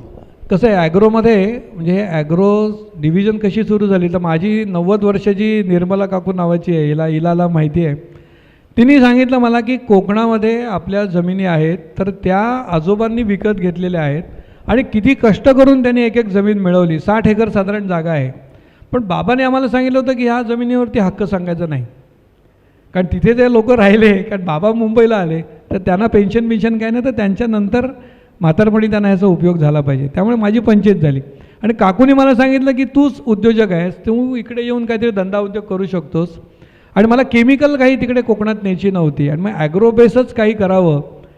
आणि तिने सांगितलं, मी म्हणून हळूहळू टाळाटाळ केली. तर तिने एवढं सांगितलं, हे बघ, मी जर का मरण्याच्या आधी जर का तू इथे उद्योग चालू केला नाहीस आणि माझं जर का काही बरं वाईट झालं तर मेल्यानंतर तुझ्या मानगुटीवर बसेन मी. म्हटलं बाई काहीतरी भलतंच बोलू नकोस, मी करतो चालू. मग मी सिरियसली तिकडे 10 एकर जागा विकत घेतली आणि मग तिथे हळद लावली, आलं लावलं, खूप प्रयोग केले आणि ऊस लावला. आणि मग DY पाटीलमध्ये आम्ही तो ऊस घेऊन गेलो. तर त्यांनी अशा अटी सांगितल्या. मी म्हटलं हे नको, म्हटलं आपण ह्याचा गूळ बनवायचा. मग आम्ही कोल्हापूरला गेलो. कोल्हापूरला ते गुऱ्हाळं बघितलं आणि त्यातलं एक गुऱ्हाळचा माणूस आम्ही आणला आणि कोकणामध्ये पहिल्यांदा गूळ बनवण्याची फॅक्टरी आम्ही चालू केली. आणि इलालाच ती म्हणाली केमिकल फ्री आम्हाला गूळ दे. मग आम्ही तो ढेपा तयार केला, पण त्या ढेपांना पाणी सुटतं आणि मग त्याच्यामध्ये ते बुरशी वगैरे. म्हटलं अरे हे लफडं आहे. आणि मग आम्ही त्यातलं मॉइश्चर कमी करत नेलं. 10%-12% गुळा ढेपामध्ये मॉइश्चर असतं आणि काय काय केमिकल घालत होते. पण आम्ही मग ते आपली रानभेंडी असते त्यांनी आम्ही ती मळी सगळी दूर केली. कलर पिवळा तो चेंज, फॉस्फरिक ॲसिड घालायचे, ते आपण घालायचं नाही. म्हणजे तो थोडासा डार्क गुळाचं हे असेल तरी चालेल. आणि मग ती मॉइश्चर जेव्हा 2% आणलं तेव्हा त्याचा शेल्फ लाईफ 2 वर्ष झालं. आणि रुचियाना गुळाची पावडर आता तुम्हाला सगळ्यांना ती उपलब्ध दुकानांमधून झालेली आहे. आणि रिलायन्स असेल, डीमार्ट असेल, 5 लाख दुकानं जी काय आहेत. आता आधी CSD म्हणजे जे काही संरक्षण विषयातले जे कॅन्टीन स्टोअर्स असतात तिथेसुद्धा पितांबरी उपलब्ध आहे 26 देशांमध्ये. म्हणजे आम्ही जाण्याच्या आधी अल अदिल म्हणजे आपले जे दुबईचे दातार आहेत त्यांच्याकडे पितांबरी मस्जिदहूनच पोचलेली होती. तिथे गेल्यानंतर मला धक्काच बसला. आम्ही त्यांना देत नव्हतं आणि ही पितांबरी पोचली कशी तिकडे. होलसेल मार्केटमधून घेऊन त्यांनी व्यवसाय चालू केलेला होता. अशा अनेक गमती जमती या प्रोडक्ट तयार करत असताना झाल्या. पण मंकी रिपेलंट ते जेव्हा ते ॲग्रो डिव्हिजन चालू झाले तिथे आमच्याकडे कधी माकडं आलेली नव्हती. म्हणजे पेपरामध्ये बातम्या यायच्या की माकडं आली, त्यांनी कलिंगडं, आंबे, पेरू, चिकू असं सगळ्या बागांची नासधूस केली. ते कधी नव्हे तर आमच्याकडे पण माकडं आली. तर मला वाटायचं आपण मारुती स्तोत्र म्हणतो म्हणजे आपल्याकडे माकडं येणार नाहीत, पण ती आली बाबा. म्हणजे भीमरूपी म्हणून सुद्धा माकडं येतात. मग ह्याला काहीतरी उपाय करायला पाहिजे. आणि मग मी आमच्याकडे लेमन ग्रास आम्ही लावलेलं, सिट्रोनेला होतं, त्याच्यात चाफ्याचे वगैरे होते, गोमूत्राचा मी थोडासा अभ्यास केलेला होता. सगळं एकत्र करून ते स्प्रे केलं. पण तरीसुद्धा थोडासा अजून परिणामकारक होतं. तर मग आमच्या लोकांनी अजून संशोधन केलं आणि सगळ्या गोष्टी तुम्हाला सांगायच्या नसतात कारण काही सिक्रेट्स असतात. मराठी माणूस काय आहे ना, सावरकर सांगायचं सद्गुण विकृती. तर आपली जे काय जसं त्या ह्यांनी सांगितलं त्या जटायूनी की माझा प्राण पंखांमध्ये आणि रावणाने पंख छाटून टाकले. आपला प्राण कशा ते आपण सांगायचं नाही कधी. आपल्या प्रॉडक्टचं जे काही कोर असेल ते. आणि मग आम्ही त्यात वस्तू त्या घातल्या आणि मग त्या आमच्या कंपाऊंडच्या भोवतीने आम्ही ते स्प्रे केलं. आणि पहिला त्याचा प्रयोग केला. अणुस्कोरा घाट आहे तिकडे, कराडवरनं आलं की तिथे आंबा घाटाच्या सुरुवातीला, तर तिथे केळी ठेवली आणि तो मंकी रिपेलंट त्याला नंतर नाव दिलं, ते आम्ही स्प्रे केलं. तर माकडं बघत होती पण तिकडे जात नव्हती. मला हे म्हटलं सक्सेसफुल झालं, कारण त्याचा उग्र वास आणि 1000 पट आपले जे प्राणी असतात, गाई म्हशी किंवा गवे हत्ती, त्यांची ह्याची सुगंध घेण्याची क्षमता 1000 पट असते. त्याला लांबूनच त्यांना कळतं, ते मार्ग बदलून जातात. मग आम्ही ते मंकी रिपेलंट आणलं आणि आम्ही आता साधारण 5000 सॅम्पल्स आम्ही सगळ्यांना वाटली फ्री 100 ml, आणि त्याचं 2 लिटर ते हे होतं तयार. आणि मग आता ते भरपूर ॲग्रोवनमधनंच सकाळच्या ह्याच्यातनं आम्ही त्याचा साधारण 3 लाख प्रिंट आहे ॲग्रोवनची, त्याच्यातून आम्ही त्याचा आता सेल्सच्या जाहिराती दिल्या आणि एकदम अतिशय यशस्वी उत्पादन ते झालं आहे. चांगली आठवण केली तुम्ही. मंकी रिपेलंट म्हणजे एक एक जी समस्या आहे ना त्याच्यावरतीच आपल्याला कसं हे करता येईल, काम करता येईल.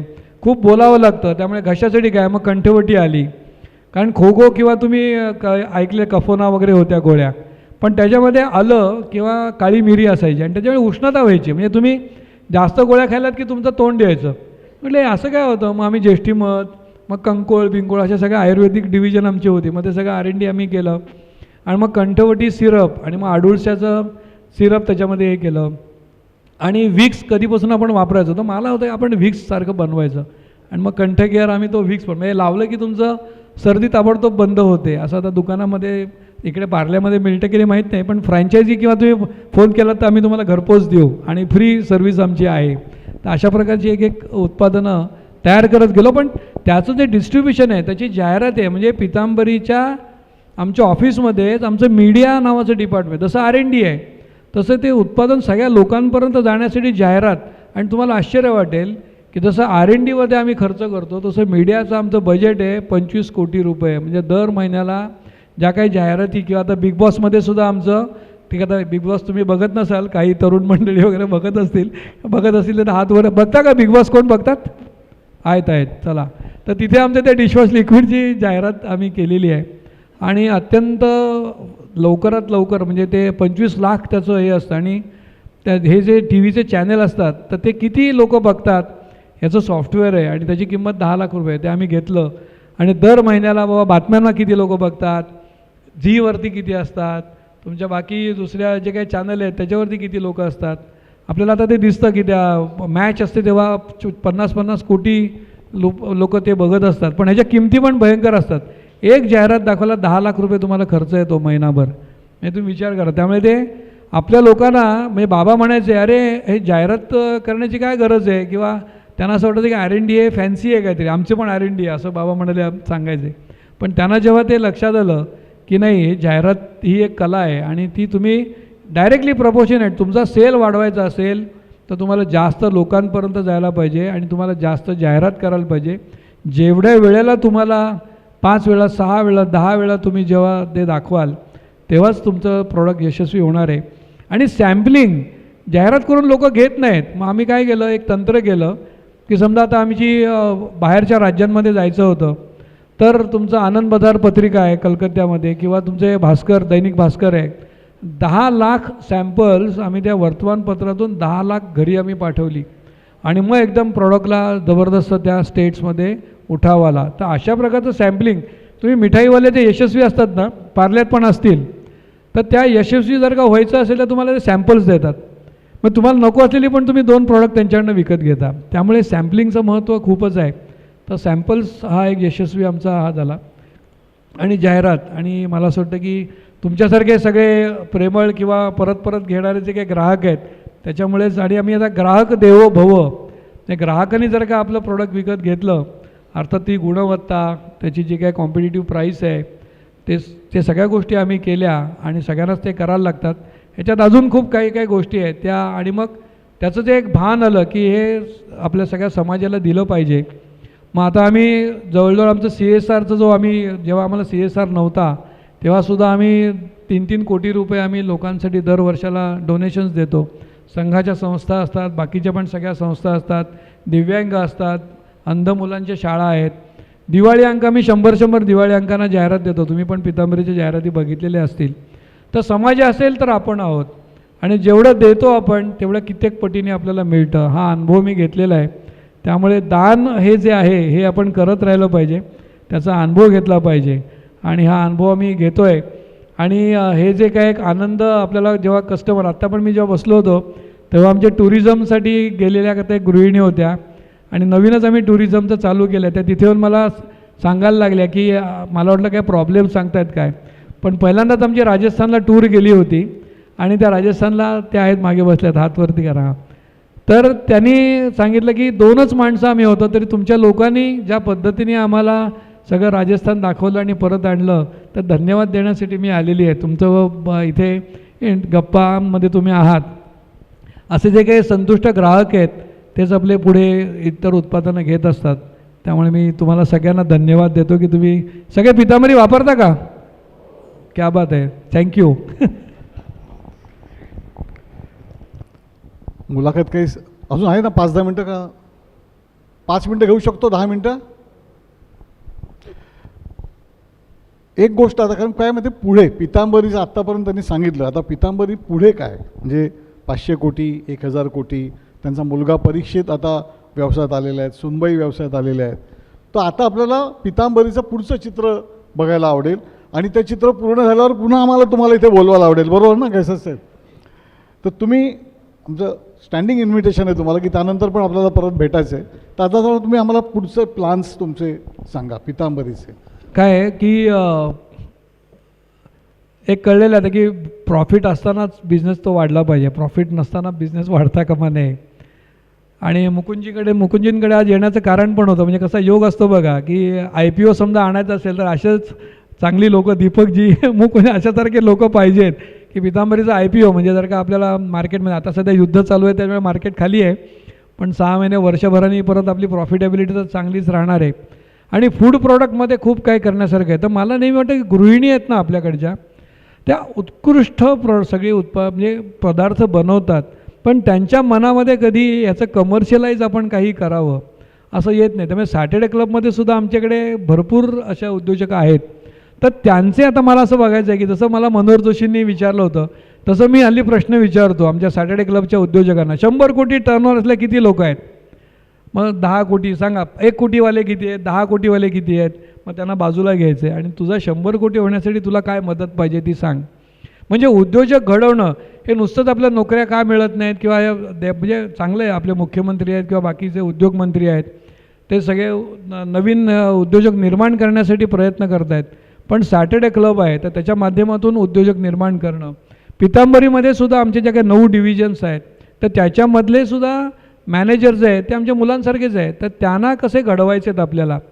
आणि हा टर्नओव्हर म्हणजे ही ताकद आहे, म्हणजे ही देशाची सेवाच आहे. म्हणजे मी मागच्या वेळेला विचारलं की 10 कोटी इन्कम टॅक्स, 25 कोटी आपण GST भरतो, 1,500 लोकांचा आपण त्यांचा चरितार्थ आपण चालवतो. आपण ही केवढी तरी मोठी देशसेवा आहे ना. बाकीची सेवा अजून एवढ्या सगळ्या संस्थांना CSRच्या माध्यमातून आपण त्यांना देतो आहे काहीतरी. आणि हा आनंद जो आहे आणि चांगल्या प्रकारे कुठल्याही प्रकारचा भ्रष्टाचार, कुठल्याही प्रकारचं आपल्या परचेस करताना किंवा सेल करताना कोणालाही आपल्याला पैसे द्यायला लागत नाहीत, ही किती चांगली गोष्ट आहे. म्हणजे एक आदर्श उद्योग निर्माण करणं आणि हे वारसा तयार करणं की परीक्षित आहे, प्रियांका आहे किंवा आपले जे काही असे सॅटर्डे क्लबमध्ये 5000 आता आमचे मेंबर आहेत, तर त्यांना हे सांगणं की उद्योजकता ही एक खूप चांगली गोष्ट आहे आणि ती आनंद आणि प्रॉडक्ट निर्माण करण्यासाठी आहे. तर हे आमचं पुढचं स्वप्न आहे. आणि जसं आता नेपाळला फॅक्टरी चालू केली, कदाचित दुबईला होईल, आफ्रिकेमध्ये सुद्धा प्रॉडक्ट आम्ही बनवू. आणि एखादी मोठी जशी पातंजली आहे किंवा हिंदुस्तान लिव्हर आहे, ते 1000 कोटीच कशाला, पण उगाचच खूप मोठ्या गोष्टी बोलता कामा नये. पण आता 500 कोटी आणि 1000 कोटी हा एक टर्नओव्हरचा टप्पा असेल आणि त्याच्यातून FMCG ह्याच विषयासाठी आम्ही काम करणार आहोत. आणि गुणवत्ता आणि मी जसं बाकीच्या सगळ्या ज्या काही गोष्टी आहेत त्या पाळूनच आम्ही त्या नक्की करू. आणि IPO आणला तर तुमच्यासाठी नक्की काहीतरी राखीव आम्ही ठेवू त्याच्यामध्ये की तुम्हाला पण काही शेअर्स घेता येतील का. आपल्यावर सगळा समाज श्रीमंत झाला पाहिजे, आपणच फक्त श्रीमंत होऊन चालणार नाही, हे सुद्धा आम्ही जाणतो. लोकमान्य सेवा संघासाठी खास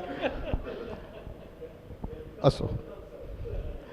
तुम्ही IPOची बातमी दिलीत आणि तुमच्या IPO बातमी म्हणजे तुमची सांगितलीत, मानस तुमचं, त्याला आम्ही मनापासून शुभेच्छा देतो.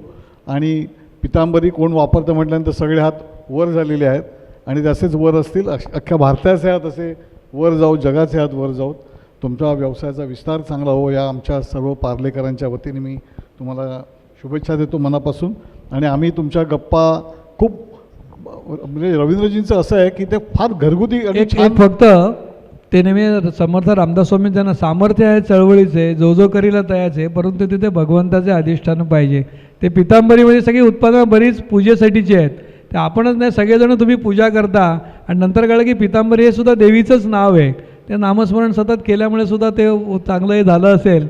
आणि छत्रपती शिवाजी महाराजांसारखंच आपलं पण एक काहीतरी शक्तिस्थान किंवा आपलं पण एक राज्य असावं आणि ते होतं आहे. पण हे लक्षात ठेवूनच सामर्थ्य चळवळी जो जो करील त्याचे आणि भगवंताचे अधिष्ठान पितांबरीमध्ये पूर्णपणे आहे. थँक्यू. धन्यवाद.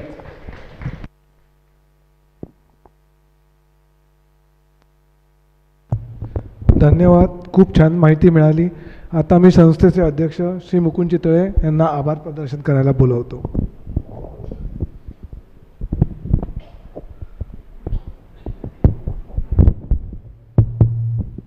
नमस्कार.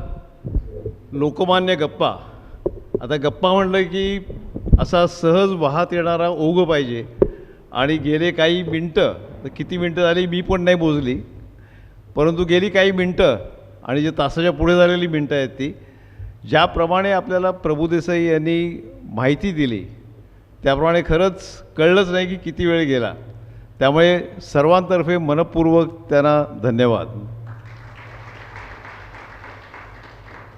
मुलाखत जेव्हा असते तेव्हा कधीकधी प्रश्न विचारणारा जास्ती बोलून जातो, पण कमीत कमी विषयात प्रश्न मांडून विचार करून त्यांना बोलायला लावणं, हे जे काही कौतुक तुम्ही केलं त्याच्याबद्दल तुमचं पण खरंच मनपूर्वक अभिनंदन.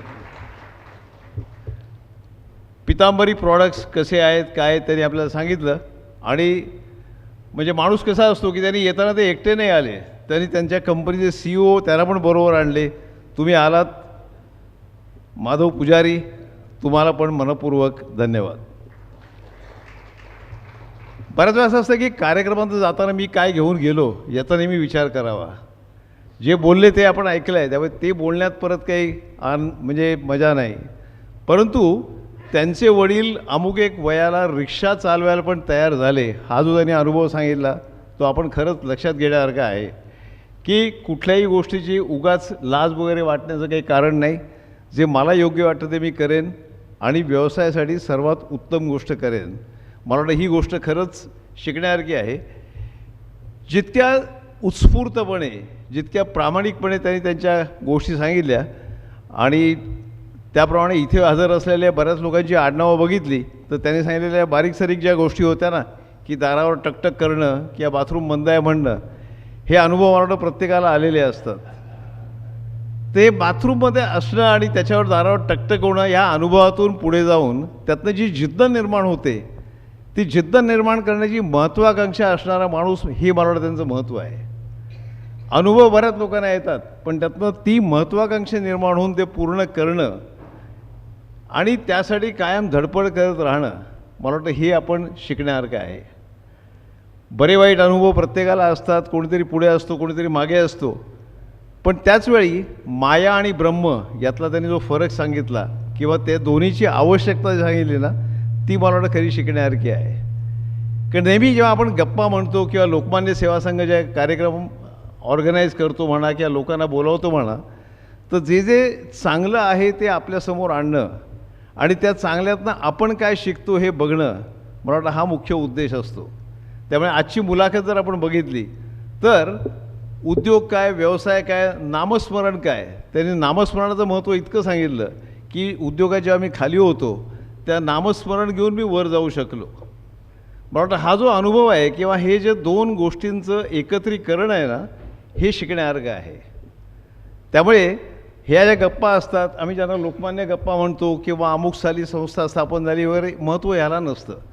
त्या त्यावेळी असणारी चांगली चांगली माणसं, त्यांचे अनुभव आणि त्यातून मी काय शिकू शकलो हे प्रत्येकाच्या समोर आणणं, हे खरं तर कार्यक्रमाचं उद्दिष्ट असतं. ते बोलता बोलता म्हणले की पार्ल्यात तुम्ही सगळे घेता की नाही. मला खात्री नाही किती लोक घेतात, पण त्यांना एकच सांगू शकेन की आता ठाण्यातली बरीच दुकानं वगैरे पार्ल्यात पण यायला लागली आहेत. कालच आम्ही दुसऱ्या एकाचं बघितलं, त्यामुळे तुम्ही विचार केलात आणि कुठल्या दुकानाच्या थ्रू केलात तर आम्हाला आनंद आहे. आणखीन पण एक सांगतो की आमच्याकडे गुंतवणूक शाखा म्हणून एक आहे आणि ती दर महिन्याला काही काही कार्यक्रम करत असते. त्यामुळे तुम्ही IPOचा वगैरे विचार कराल तेव्हा आमची गुंतवणूक शाखा त्याकडे नक्कीच लक्ष ठेवेल, हे पण सांगायला काही हरकत नाही. शेवटी एवढंच म्हणेन की लोकमान्य सेवा संघाचं पु ल देशपांडे जे सभागृह आहे त्या सभागृहात बऱ्याच वेळा सामाजिक सांस्कृतिकवर अशावर भरपूर चर्चा होतात. त्याच्यावर आम्ही सगळे तल्लीन होऊन ऐकत राहतो. परंतु व्यवसाय केलेला मराठी माणूस आणि स्वतःच्या हिमतीवर पुढे आलेले गृहस्थ अशा प्रकारे आज जी मुलाखत झाली त्याच्याबद्दल खरंच संस्थेतर्फे तुम्हाला मनपूर्वक धन्यवाद. मला वाटतं एवढं होऊन आजचा आपला आपण कार्यक्रम संपवतो. ह्या ऐकण्यासाठी आपण जे आलात ते आपल्या सर्वांचे मनपूर्वक आभार. याच्यानंतर राष्ट्रगीत होईल आणि कार्यक्रम संपला असं आपण म्हणायला हरकत नाही. राष्ट्रगीतासाठी आपण उभे राहूया.